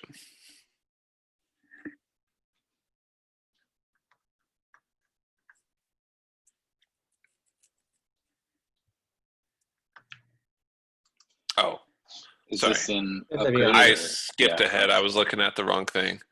Whoops. All right, so let's instead work on creating our object store. Man, just lunch brain already. So let's create an object store instead. Let's start out with that. So our to-do list store equals db.createObjectStore, and we need a title, to-do list. I tend to make to-do one word. As long as you're consistent about it, you can do whichever one you want. So to-do list, just jumping ahead all over the place. And our key path is going to be our list ID. And again, I'm going to shift this to what I tend to type, just so that we eliminate some typos along the way. So if we look at just this, we'll see that we have an object store, and we can access things in that object store by the ID. Let's go ahead and make an index. Let's do it based off of status, and then we'll do another one based off of due date. So const status index equals what? To-do list store To-do list store dot create index. dot create index. And then what do I pass to it? The name that you're going to use, the name of it. So we could just call that status index, and then the name of the column that we're going to use, also just called the key path. So now I can reference things by both their list ID and by their status. Let's add another one for due date.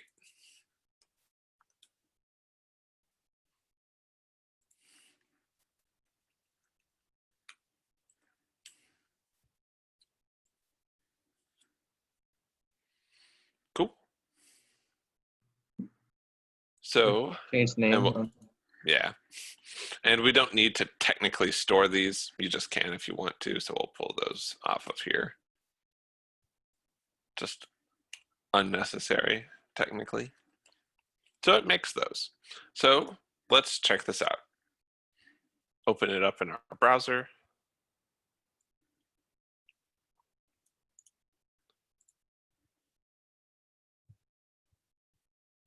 Go over to the application section. We're going to get rid of these really quick, just to help avoid confusion. Refresh the page, refresh IndexedDB. There's our to-do list. And inside of there, we've got both our primary way of doing it and our two indexes. Oh, little typo right here. So you'll notice that it doesn't say, let's close that one out. You'll notice it doesn't say key path when I click on here. Anyone know why? It's one of Camel those. case. It's really annoying thing, right? It's small and it's easy to miss, but it helps. So let's go ahead, just delete that again, refresh, and refresh that list. And now we've got the to-do list. It has the key path listed.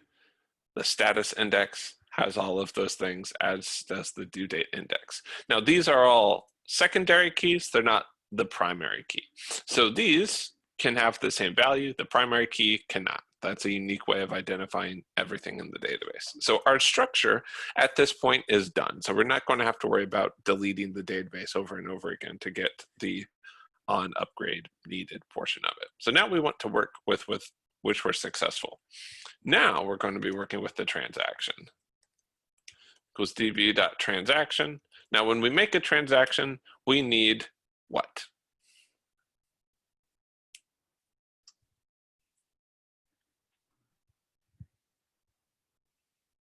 It needs to be an array and it's a to-do list. Yeah. And what is to-do list right here? Why do I write that? And not, what about a bing bong? Is it a reference to your store? It's because we wrote that up here. This is the object store that we're going to use. And you can use multiple object stores in a transaction. So we're only using one, but if you're using more than one, you just apply the list of names here and you can continue working with it. The next is our permissions. We're asking for read-write permissions to this particular thing. So this is a good way to kind of restrict your access to it. There's plenty of stuff where if it's read-only, it's a lot easier to work with, especially if you're just working with a data set that you happen to have cached locally, rather than having to let this piece of code access all of that stuff. Cool. I'm going to copy over our ones from last time. That would be inside of here.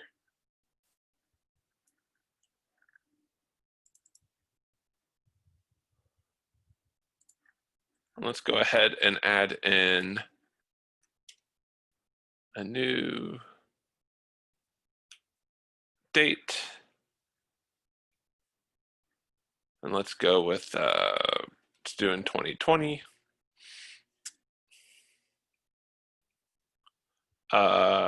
Let's say the month is, let's say that's due on Christmas. And then we'll just put at midnight.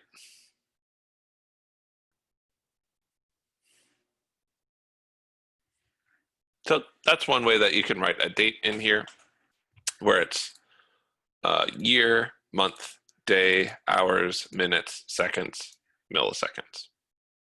Now you might not need to be that precise, but you can be. So let's go ahead and say that that's the due date.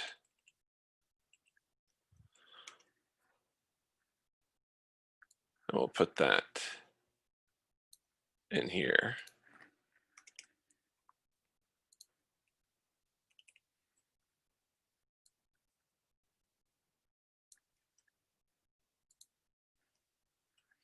All right.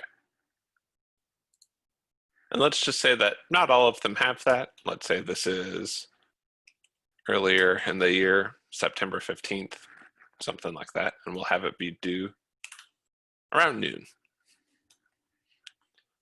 So let's go ahead and run this. And if I refresh the page, to-do list store is not defined. Oh, that's right. Still need this. So we're going to need our to-do list store, and we're going to need to pull it out from our DB. So I'm going to say to-do list store equals wrote it in the wrong place. Thought I had written it somewhere else. To-do list const to-do list store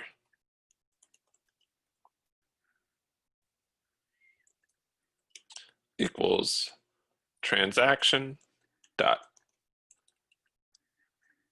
object store to-do list. There we go. So if all of this goes well, we should see these in here. Oh, and we changed that to be list ID.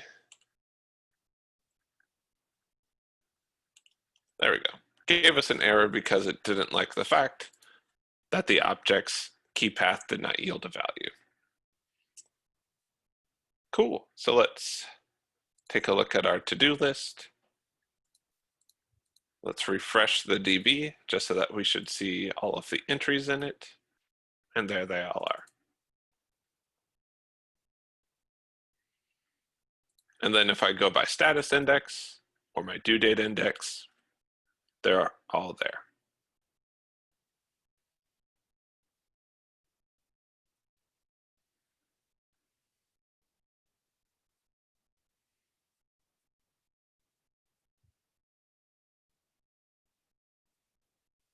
And you'll see that we can't access list item 2 or list item 3. That's weird. I must have put it over the edge. Oh well. We can't access list item 3 or 4 through the due date index because they don't have due dates. I can access all of them through the status index because they all have statuses. I can access all of them through the to-do list, but if I look at the due date index, only 2 of them have due dates. I'm only going to see those 2 that I got back, and that's what we mean by things having an index. Now let's get our program to actually read these back out. Now that they're in my database, I'm going to just comment those out because it's a database, they're already there, much like we would with SQL. Now to get these, what do I do? If I want to get the first one, let's say. Get request, or you can call it like get request, you don't have to call it that, equals to-do list store dot get and 1. Dot get 1. Excellent. And then we'll say get request dot on success. What happens if it works? We'll just grab the we'll console.log, whatever the result was. Now we can also do this with statuses. So we could say get result status and then say get request status. And so this would be the status index. We didn't make one of those yet, so let's do that. Const status index equals our to-do list store. Once we have an access to the store, we can get access to its indexes. So whatever we wrote there earlier, and we can ask it to get something. We could also say get all. Either one of them works. Of course, this is going to be based off of its complete or not.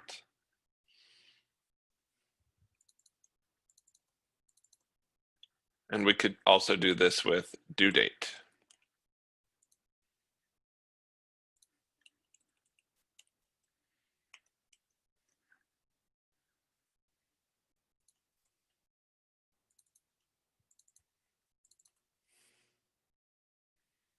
And we'll go ahead and grab one of the ones that we added in earlier.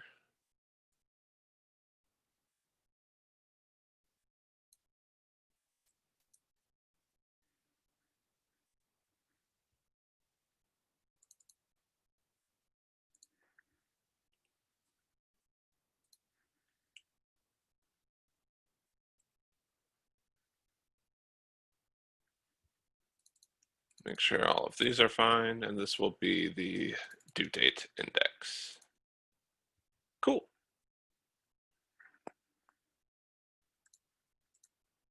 So now you can see this is us getting the one with the list ID of 1. This is us getting the ones that are complete. And this is us getting the one where the due date is at that exact time. Cool. Now, that handles create and read. Last thing we're going to do today, just finish up, update, and delete. Mostly just update in this case. We want to be able to update the information on the page. So let's take a look at how we can do that. So in order to update something, we want to be able to sort of point to the record that we want to update and then provide the information for the record we want to update. The way that we point at that record is with something called a cursor. So just like I can use a mouse cursor to point at something, we have a cursor which points at a specific piece of data. So if I wanted to add that in here, let's go ahead and say, and we'll use some of the data that's already in there. Let's say const get cursor request. You're starting to see that pretty much everything starts out as a request. And instead of saying to-do list store dot index or something like that, we're going to say open cursor. Now, again, this is an asynchronous operation. So what we're going to do is when that works, so on success, we're going to take the event, and that event target is going to be the cursor we want to use. So our cursor is equal to e.target.result. Now, technically, you can have problems where it didn't quite work the way you expected. So if it works, for example, you might have no documents in the to-do list store, or no objects in there. If there's no objects, this will be empty. So this tests to make sure we try and work on something that actually exists. So we'll say, let's just go ahead and console.log out the cursor itself so that we can take a look at it. Otherwise, we'll say console.log no documents. So let's start with this. This allows us to start looking at a particular section. Now, it won't be that targeted yet, but let's start out. So here is our cursor. Specifically, we have a value within it, and the value starts us off on the first entry. So we're by default just pointing to the first one. Now, what we can do is tell the cursor to move in different directions so that you can sort of go through them one at a time and just update them if you want.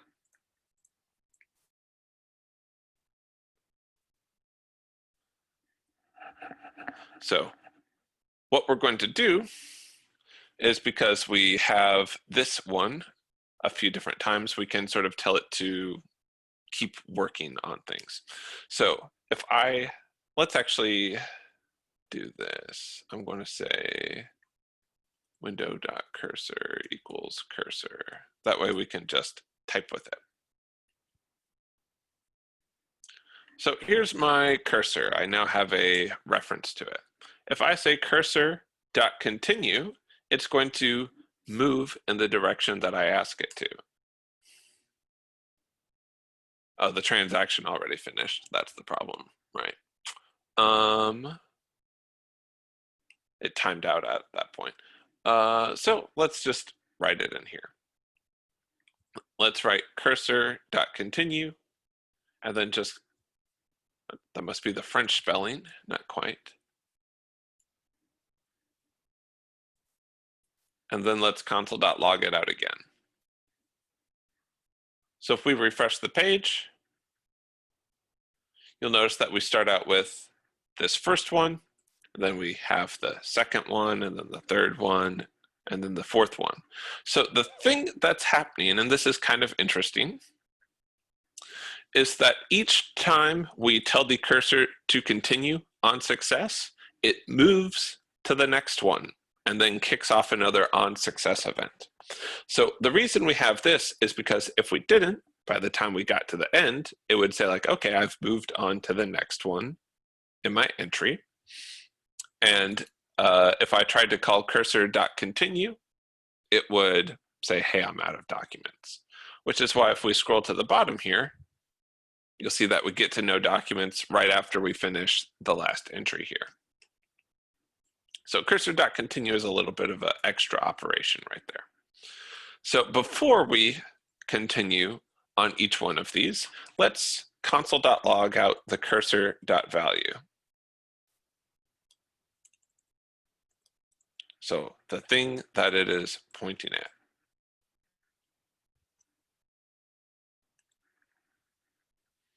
And there we can see that we're iterating through each one of the items in the list. Let's comment these out real quick. So this goes through each one of them. The cursor starts at the beginning, just works its way through the object store.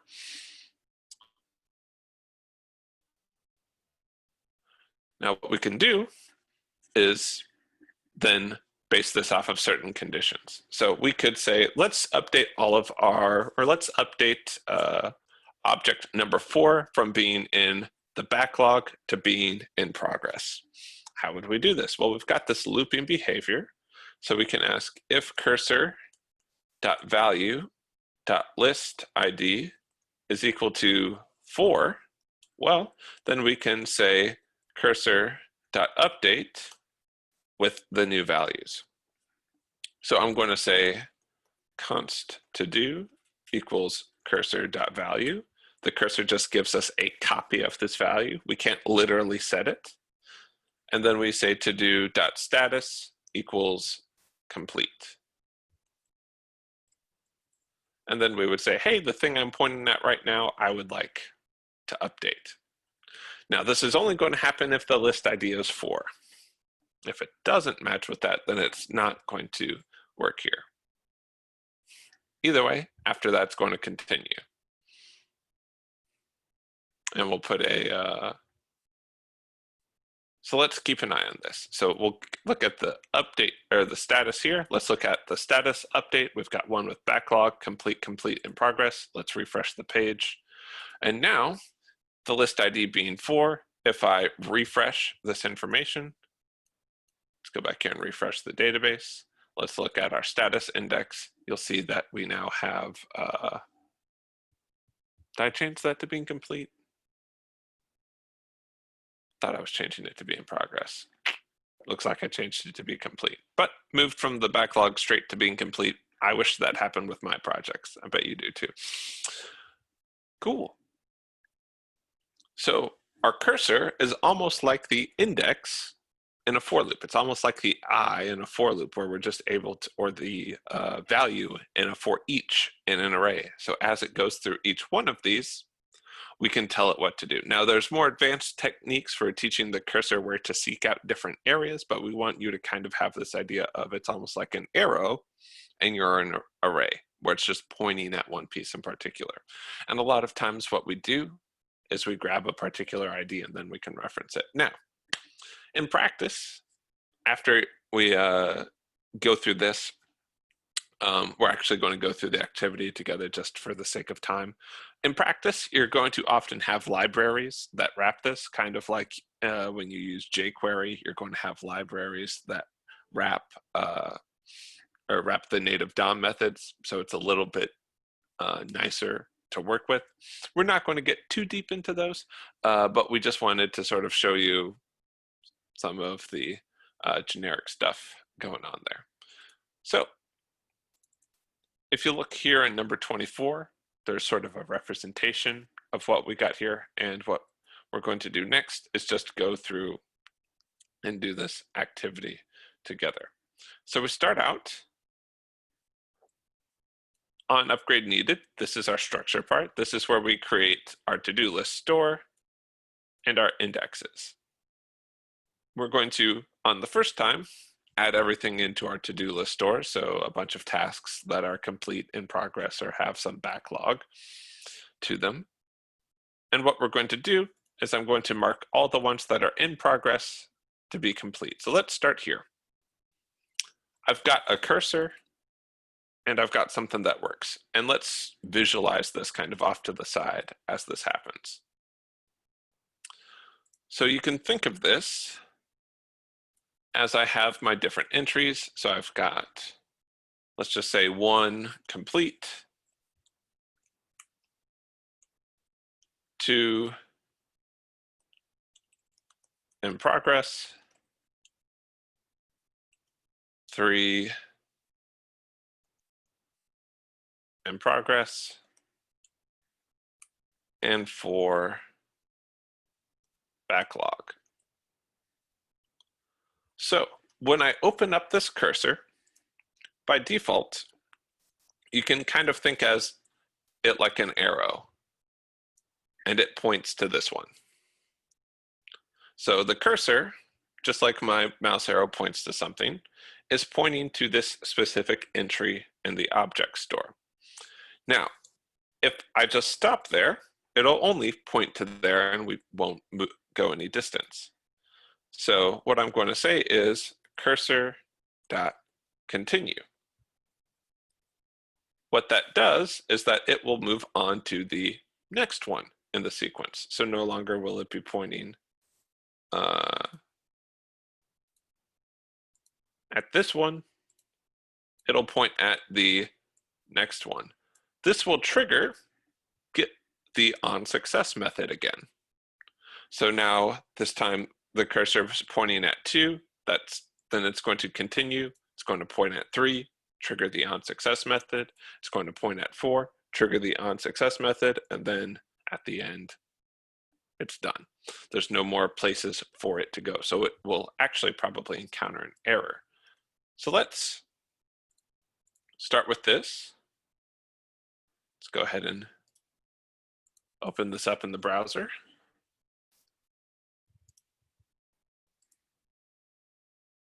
And we've got our little reminder of all the pieces right there.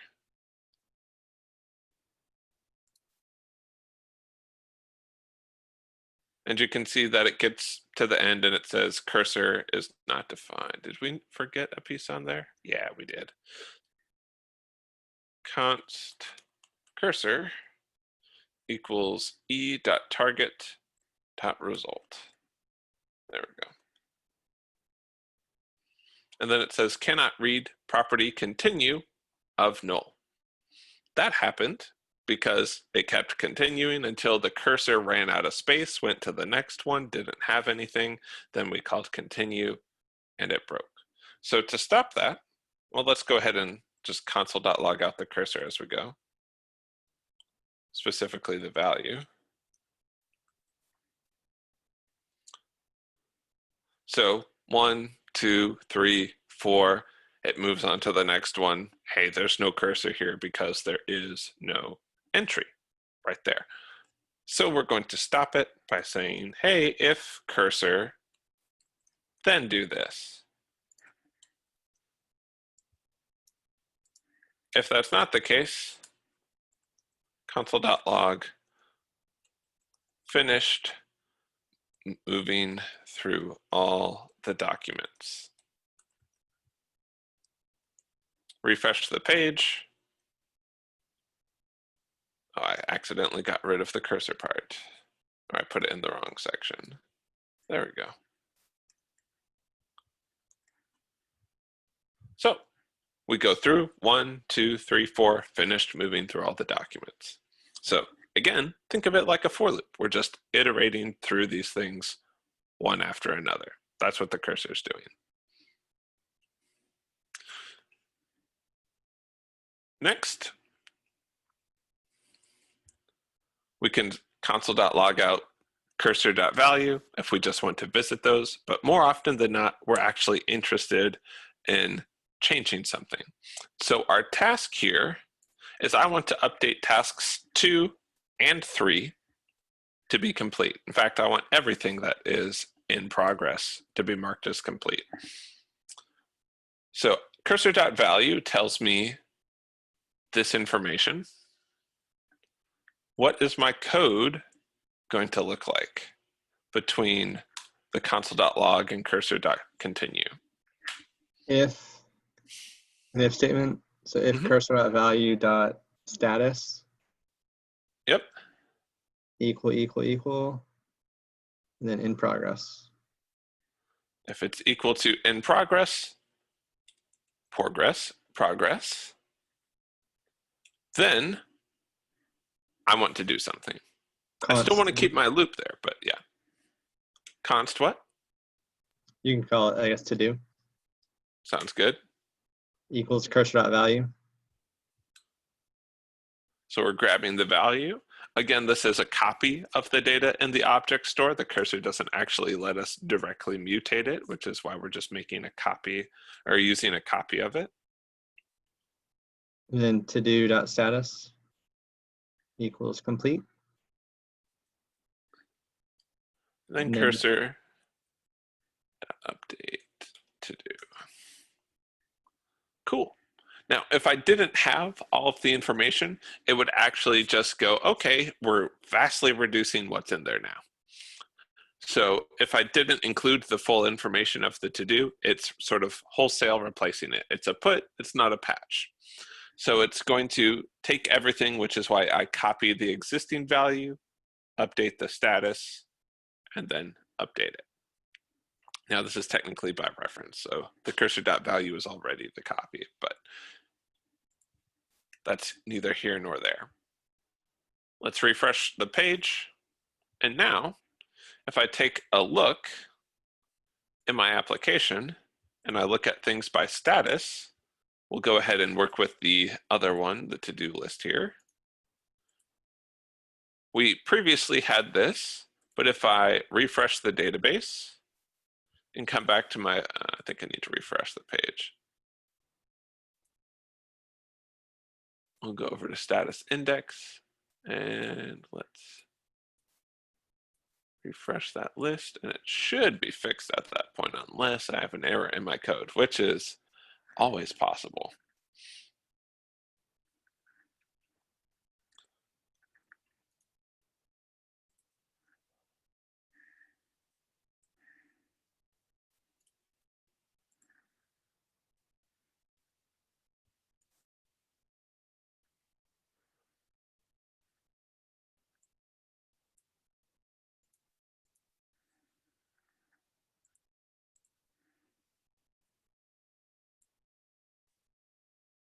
Did I label all of this correctly? Status is in progress.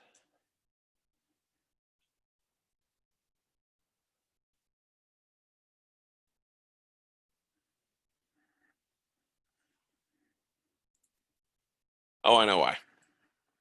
I forget that this silently fails. Because we already have things with those IDs in them. As you can see, working directly with this is a little bit difficult, which is often why people write libraries for stuff. Like when jQuery first came out, jQuery was a godsend because working directly with the code that the browsers provided was kind of a nightmare. And so jQuery kind of has become a victim of its own success because the browsers are like, oh, we should be like jQuery in a lot of ways. And then they've borrowed a lot from it. So now my status index, if I come back here, refresh the page, refresh the index, just so that it's visible here in my browser, I can go to the status index and see that I no longer have anything in progress. Anything that was in progress is now marked as complete. Cool. If y'all want more practice with this, we have an activity that you can do as kind of a take-home activity where you can practice more of this, and it kind of says, hey, I've got my transaction schema right here. So I've got a backend that already supports this stuff, but what we want you to do is kind of store that stuff in the front end. So you're going to have a budget tracker, and you want to persist the data even when the device is not online. So what that means is you need to take the data and then save pending data into the backend. We'll cover that during tomorrow's office hours if you're interested in doing it, but again, it's optional. You don't have to in this particular case, but if you want more practice working with the database, working specifically with IndexedDB, that's available to you. And a lot of that's already done for you. You'll just need to make sure that you're working with db.js here, which handles all the IndexedDB stuff. Cool. All right, we just went through a lot of stuff today. Tomorrow, we're going to dive more into some of the PWA stuff. We just kind of wanted to introduce you to document stores and object stores, and two of the big ones that went together. They pair kind of nicely because they're both just storing JSON and type objects. So oftentimes working with MongoDB and working with IndexedDB, they're collaborating, and it's pretty easy to move data from being stored in one to how it looks being stored in another one, where you can cache the data and then just kind of pass them back and forth rather than working with a SQL-like interface.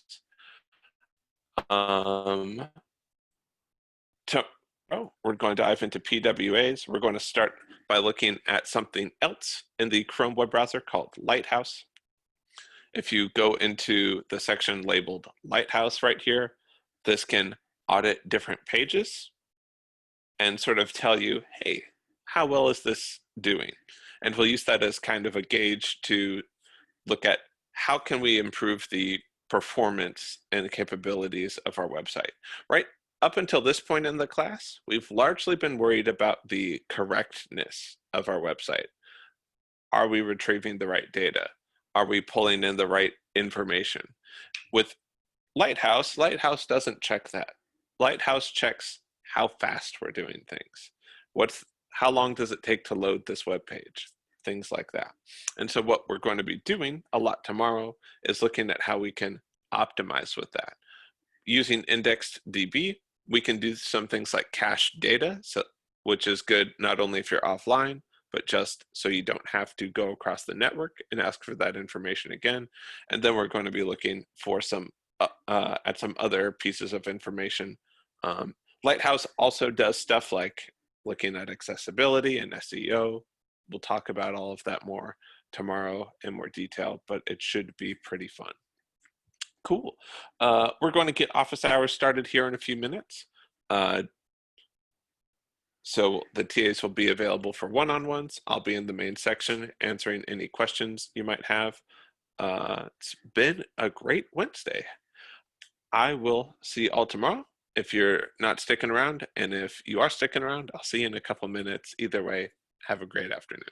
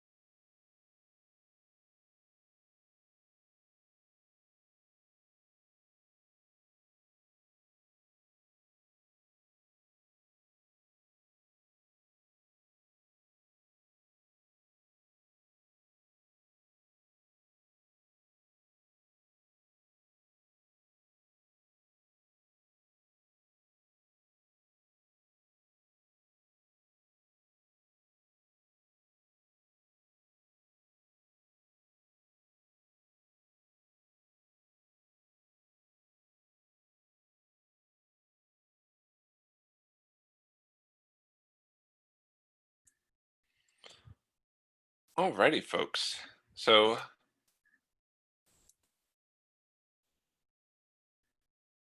it's officially office hours at this point. So any questions over stuff we covered today, stuff we covered previously, things you're kind of interested in, but maybe don't know a bunch about, but would like to know more. So pretty open for questions today. Yeah, I have kind of like a not totally random question, but earlier you were talking about how like not like everything doesn't necessarily need to be indexed, you know? And I just wondered like if something, so like obviously if something isn't indexed, you won't be able to like search by that, but can you still sort by something that's not indexed if you're like returning results from a database? Well, there's no reason you couldn't sort the results after you got it. Okay. As well. So it's not as powerful. IndexedDB is not as powerful as some of like the backend technologies that we've learned because it's running in a browser. And so it's works with smaller data sets for the most part. I'm trying to remember if I know how to do that because a lot of times I'm using libraries for this kind of stuff, and I'm not sure if the libraries are using it or they're doing it natively. I know it's good to know sort of what we're talking about under the hood so you kind of know the access patterns and the fact that a bunch of this stuff is taking time. Like it's not like the local storage, which is all synchronous. There's stuff going on. So if you're, for example, using multiple threads, which you can do with web workers, you need to make sure that you're coordinating that stuff correctly and stuff like that. So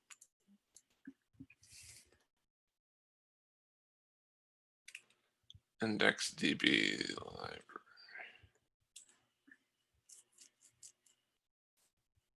So one I've seen be thrown around quite a bit for working with IndexedDB, if you're interested in doing more of that stuff, is Dexy. Dexy looks pretty similar, and it does promises rather than having to do the on success, on error stuff. So in this case, you could say like, hey, I've got a DB version 1, and I've got friends, or I've got a friends setup, and it's composed of an ID, a name, and an age. So it makes it feel a lot more like SQL in a lot of ways, or like Mongoose, or one of the other databases. It's pretty well documented. It's pretty accurate. I haven't used it a ton. I've messed with it somewhat, but if you're interested in doing more of this stuff, like working really in the browser and making stuff available offline and really building up these PWAs, I've heard good things about Dexy.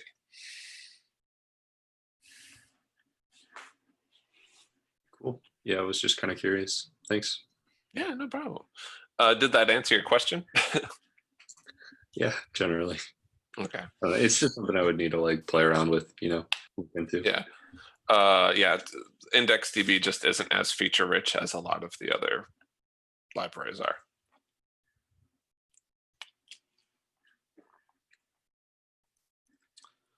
If you're looking to interact with it directly, Mozilla has a lot of really good docs on it. So if you want to just get started with IndexedDB, I'll go ahead and post that in office hours. And it will give you kind of a good introduction to it.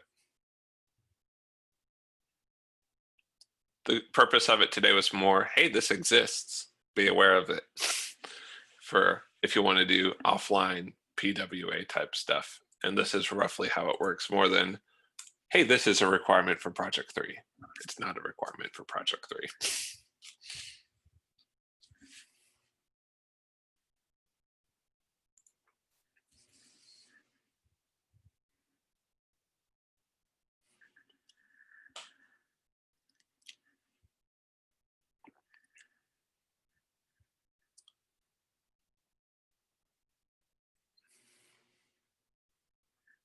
Then I'll link Dexy in there as well. More questions?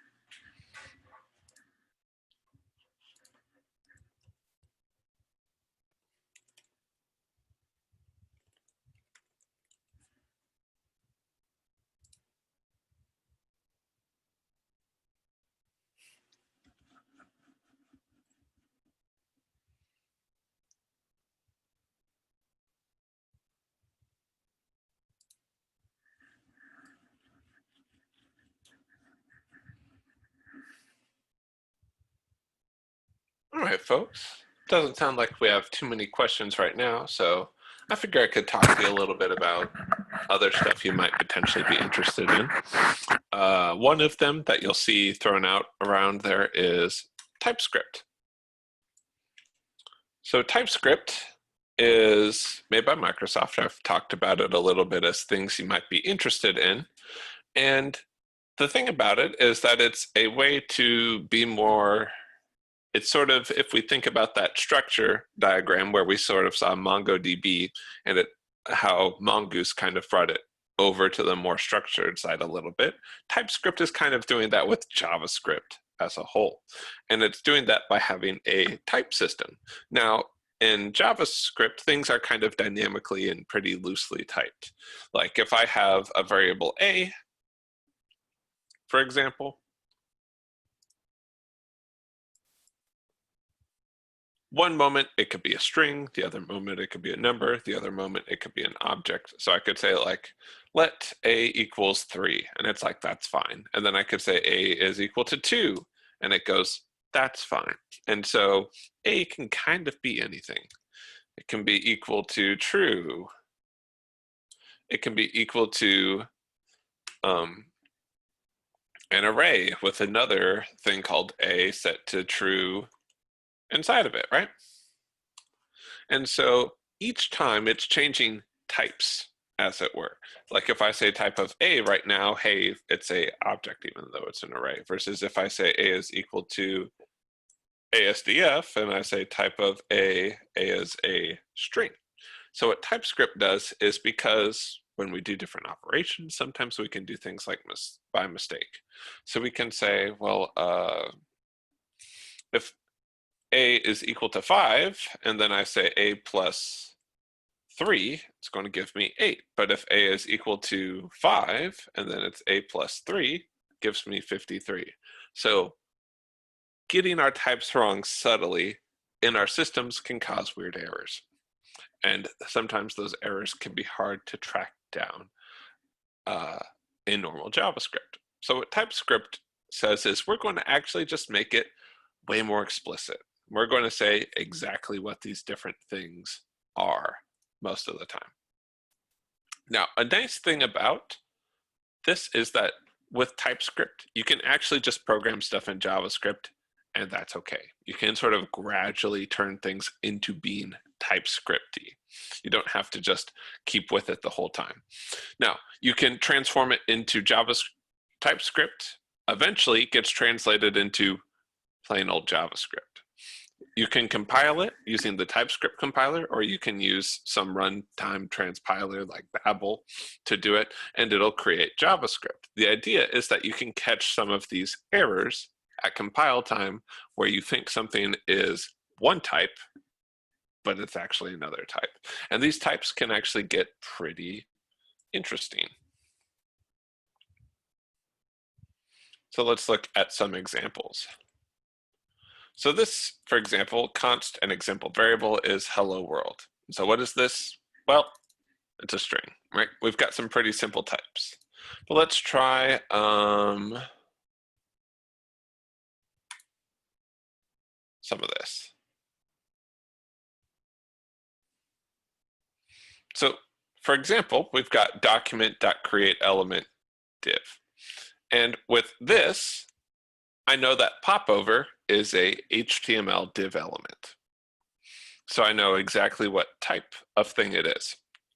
And I know it has an ID property because all elements, which it have an ID property. So I'm not going to get any issues on there. And then I can look at the styles. And so my IntelliSense can tell me a lot more about what all of the different properties are, because I know the exact format that that object should be following. And so it's all about just being more sure of things working. Any questions so far?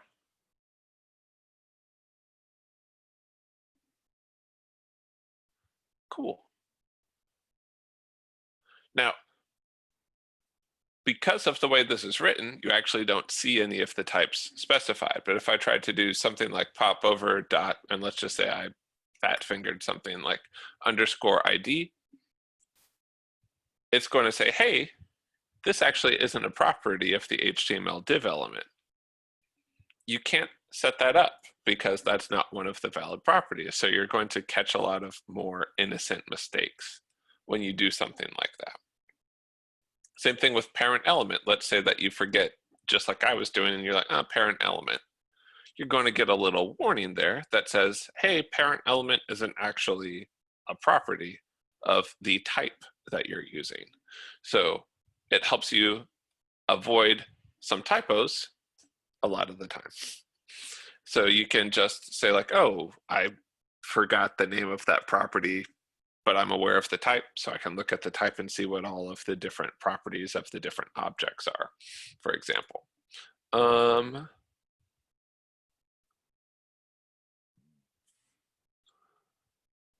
So let's look at this one. Here's user account, and we've got an apple pie and a purchase order. And now I can say purchase order dot item dot type because I've nested all of these different pieces in there. But if I say purchase order dot, let's say name, it's going to know, hey, when you created this purchase order, you didn't create a field called name. So if you're trying to access that field, that's going to be problematic. Now I could still set it to be equal to something, and there are some places where it would allow you to do that, but it'd be better off to just have all of your properties enumerated on there beforehand. So it just adds some more structure to it. Trying to think of. So let me show you all an example. It's an old example that I worked on. A project where I used Typescript. Is it all lowercase? Did I put a dash in it? There I go, forgetting the names of my repos.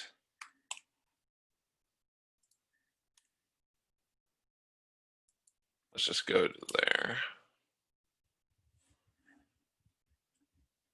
All right, repos. I've got a lot of repos.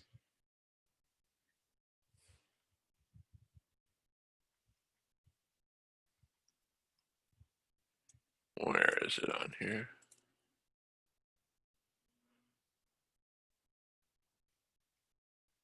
I know I have it deployed somewhere, so I know it's somewhere in here.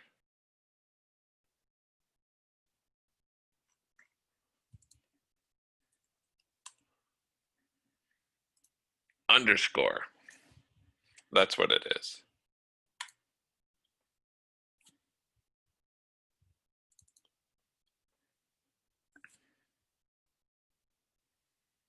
So this is a game I wrote in Typescript.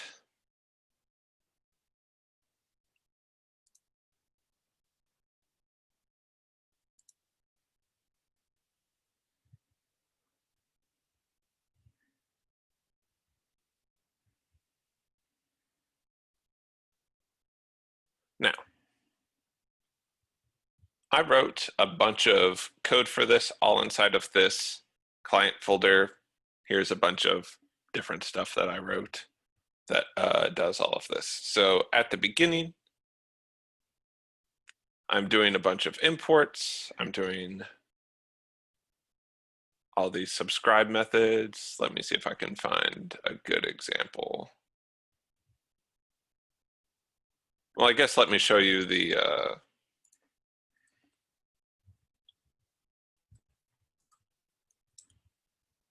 deployed version of this site first of all. So it's just a little game where you can run around and explore a derelict spaceship and get chased by space orcs. But all the levels are procedurally generated. It sort of helps you figure out where stuff is. You can fight enemies. Sometimes they drop items that you can pick up. They'll chase you. You can go out into the void of space and explore around there. And it will gradually reveal more and more of the world as you go through it. So just kind of a small little game that I made, I don't know, I guess it's about a year ago now. And you can look at the code if you're interested. But let's look at, for example, a grid. So I have a class grid, and this lets me make one of type T. And what this does is I'm specifying all of my properties right here. Like, hey, this grid has an X value, it has a Y value, it has a width, a height, a number of cells to it. When I make a new function, I specify that, hey, this width should be a number, this height should be a number, this X should be a number, this Y should be a number. So if I ever accidentally pass in something that's not a number, TypeScript will tell me. TypeScript will prevent me from doing the wrong thing. When I have a callback function, I want the callback function to look a certain way. So the set each function takes in these parameters and then spits anything out.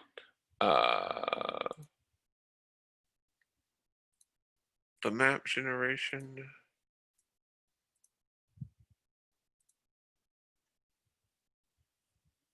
Yeah, this has to do with the different maps that get generated for it. This has to do with different interfaces. I guess I'm not doing a great job of showing off TypeScript. It's just a project I worked on that uses TypeScript. Let's go into shapes. So I've got a shape here, and I have an interface for it.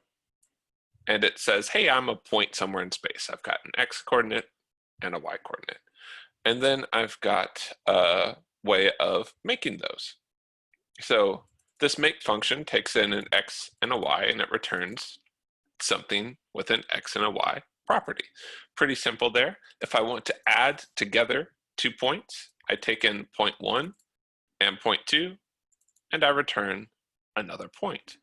And if someone tries to pass in something without an X parameter or without a Y parameter, TypeScript will complain about that, because if I'm trying to add 2 points together, they need to have both of those properties in order to work. Same thing with subtract. Manhattan distance is just a special way of looking at points where you can imagine that you can only go up, down, left, or right. If you imagined a whole grid, it's like a subway, hence the name Manhattan distance. If you want to move a point in a particular grid direction, a certain amount of distance, this does that for you.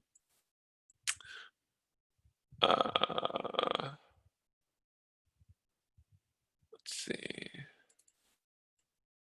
For an ellipse, I made a new type of an ellipse. It has a X radius and a Y radius, or a major axis and a minor axis, and a certain amount that is rotated after the fact for that.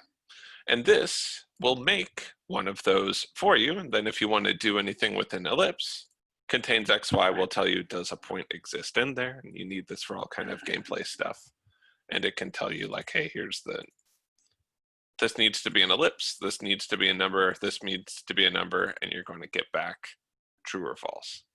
And so this helps you, because TypeScript is going to complain at you if you start getting the types wrong, if you pass things that don't match to it, or things like that, which makes it a little bit easier to work with.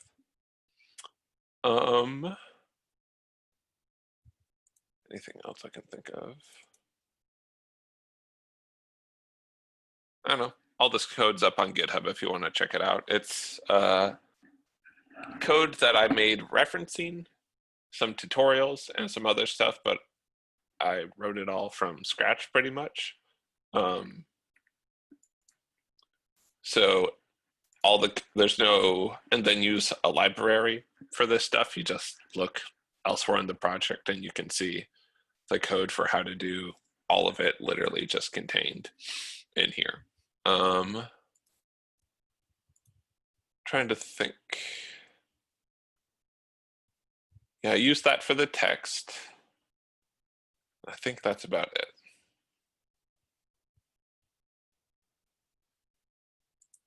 And the server here is just serve a web page, not much of a server.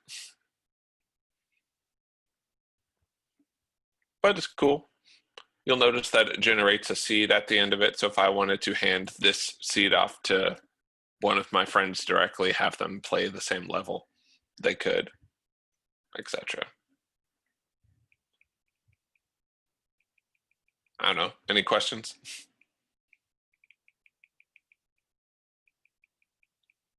I forget if I have a better version on my staging environment before I stopped working on this or not. How long did it take you to build this? A long time. Okay. Let's go check the repo. So last time I committed to this repo was July of 2019, and the first commit for it was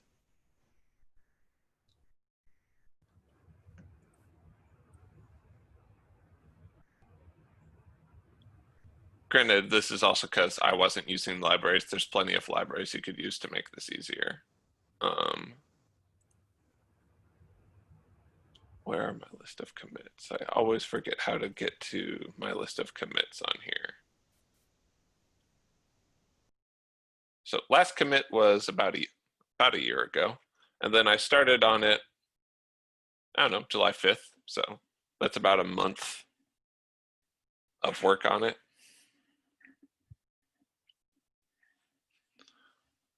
Granted, this was also not my first project or my second project or my third project programming things. But, and there was a lot of help from, I had made some similar stuff and a couple of different sets of tutorials before, but I don't know. I'm probably more proud of it than I should be. But you can play it. It's at asteroidstory.com. Sweet. Yeah, I don't have a question, but that's cool. That seems I like fun. it. I like it. There's actually a series of how to make games like this using Python going on right now. Games like this are often called roguelikes. And there is a subreddit called Roguelike Dev, and they have a series of tutorials that they go through about every summer where they do all of this different stuff. Now, this isn't exactly what they do. It's sort of my own take on that, but it's fun. Maybe I'll revisit it at some point. Having the game understand what airlocks are and other things is important. I forget what that is. Oh yeah, that's an NPC that died earlier. Okay, got away from the Spaceworks or the red O's that keep chasing you.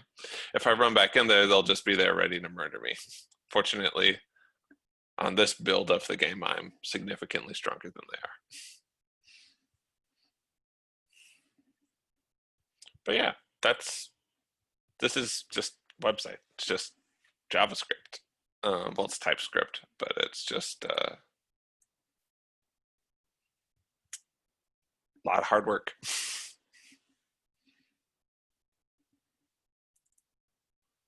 And oh, here's another one. So the material that stuff can be built out of in this game is it's either material, or it's either part of an asteroid, it's metal, or it's outer space.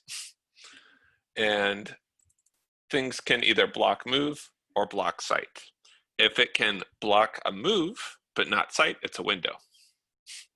If it can block both, it's a wall.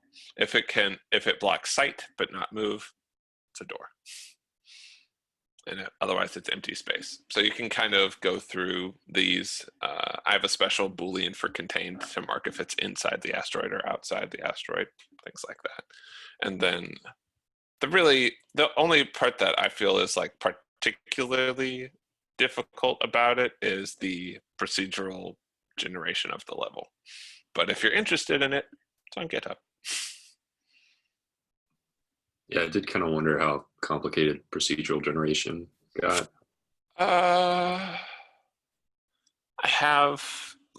It's been too long since I worked on this, and I've got some tools that helped me work it out. Essentially, what I do to make the asteroid is I just lay a bunch of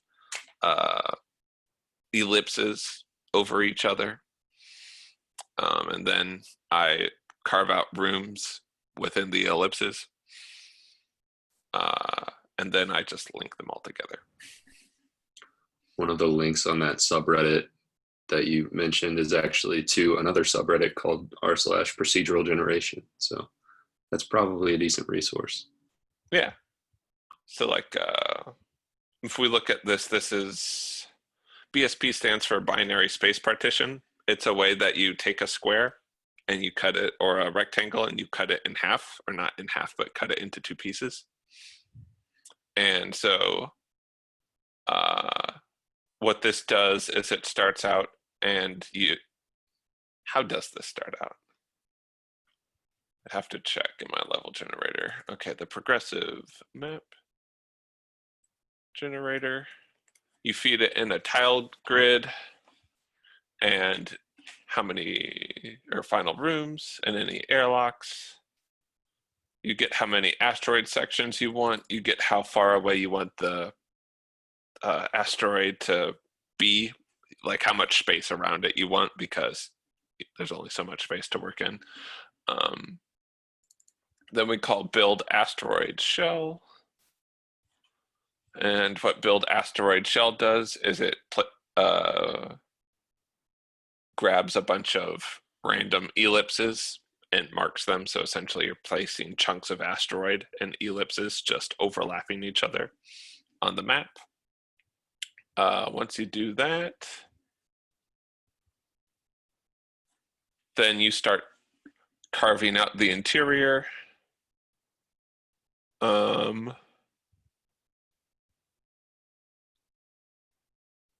then you pick a space on it to be your starting point, and then you start splitting up different pieces inside of it. And then you create rooms based off of that.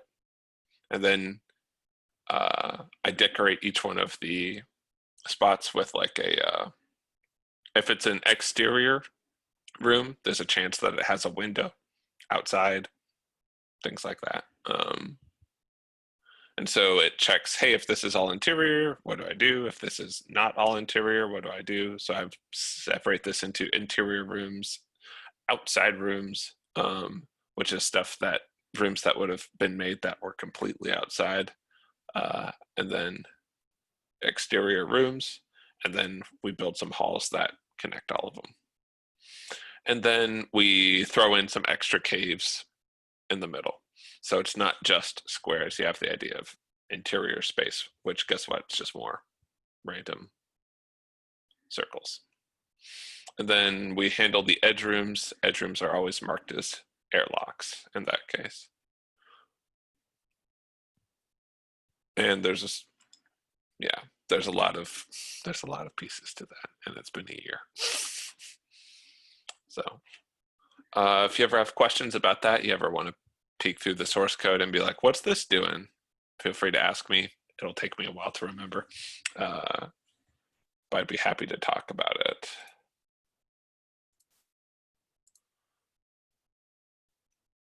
Here's all the different things that can exist. We've got players, we've got NPCs. NPCs in this game are just corpses of people that fell to the space orcs.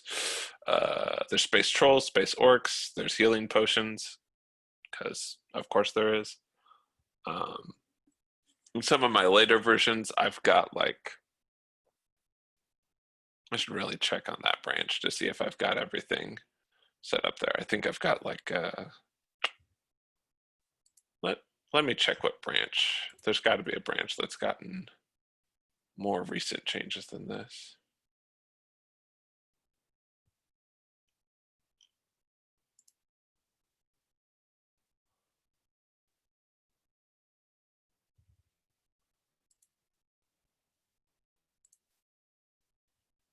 But you can see I've got different feature branches for each one of them. It's like, hey, this is when we added monsters. And I creatively named it Monster Mash. Things like that.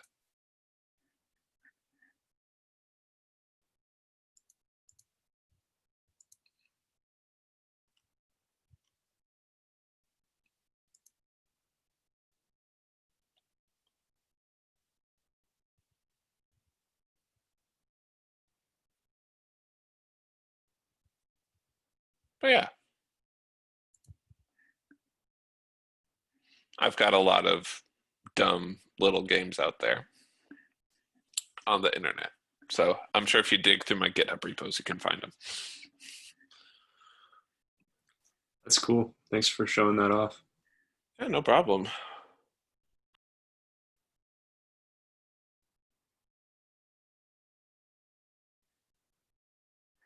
And with that, I think it's quitting time for all of us. We'll see you back here at 9:15. Hope you all have a good one. Yeah, you too.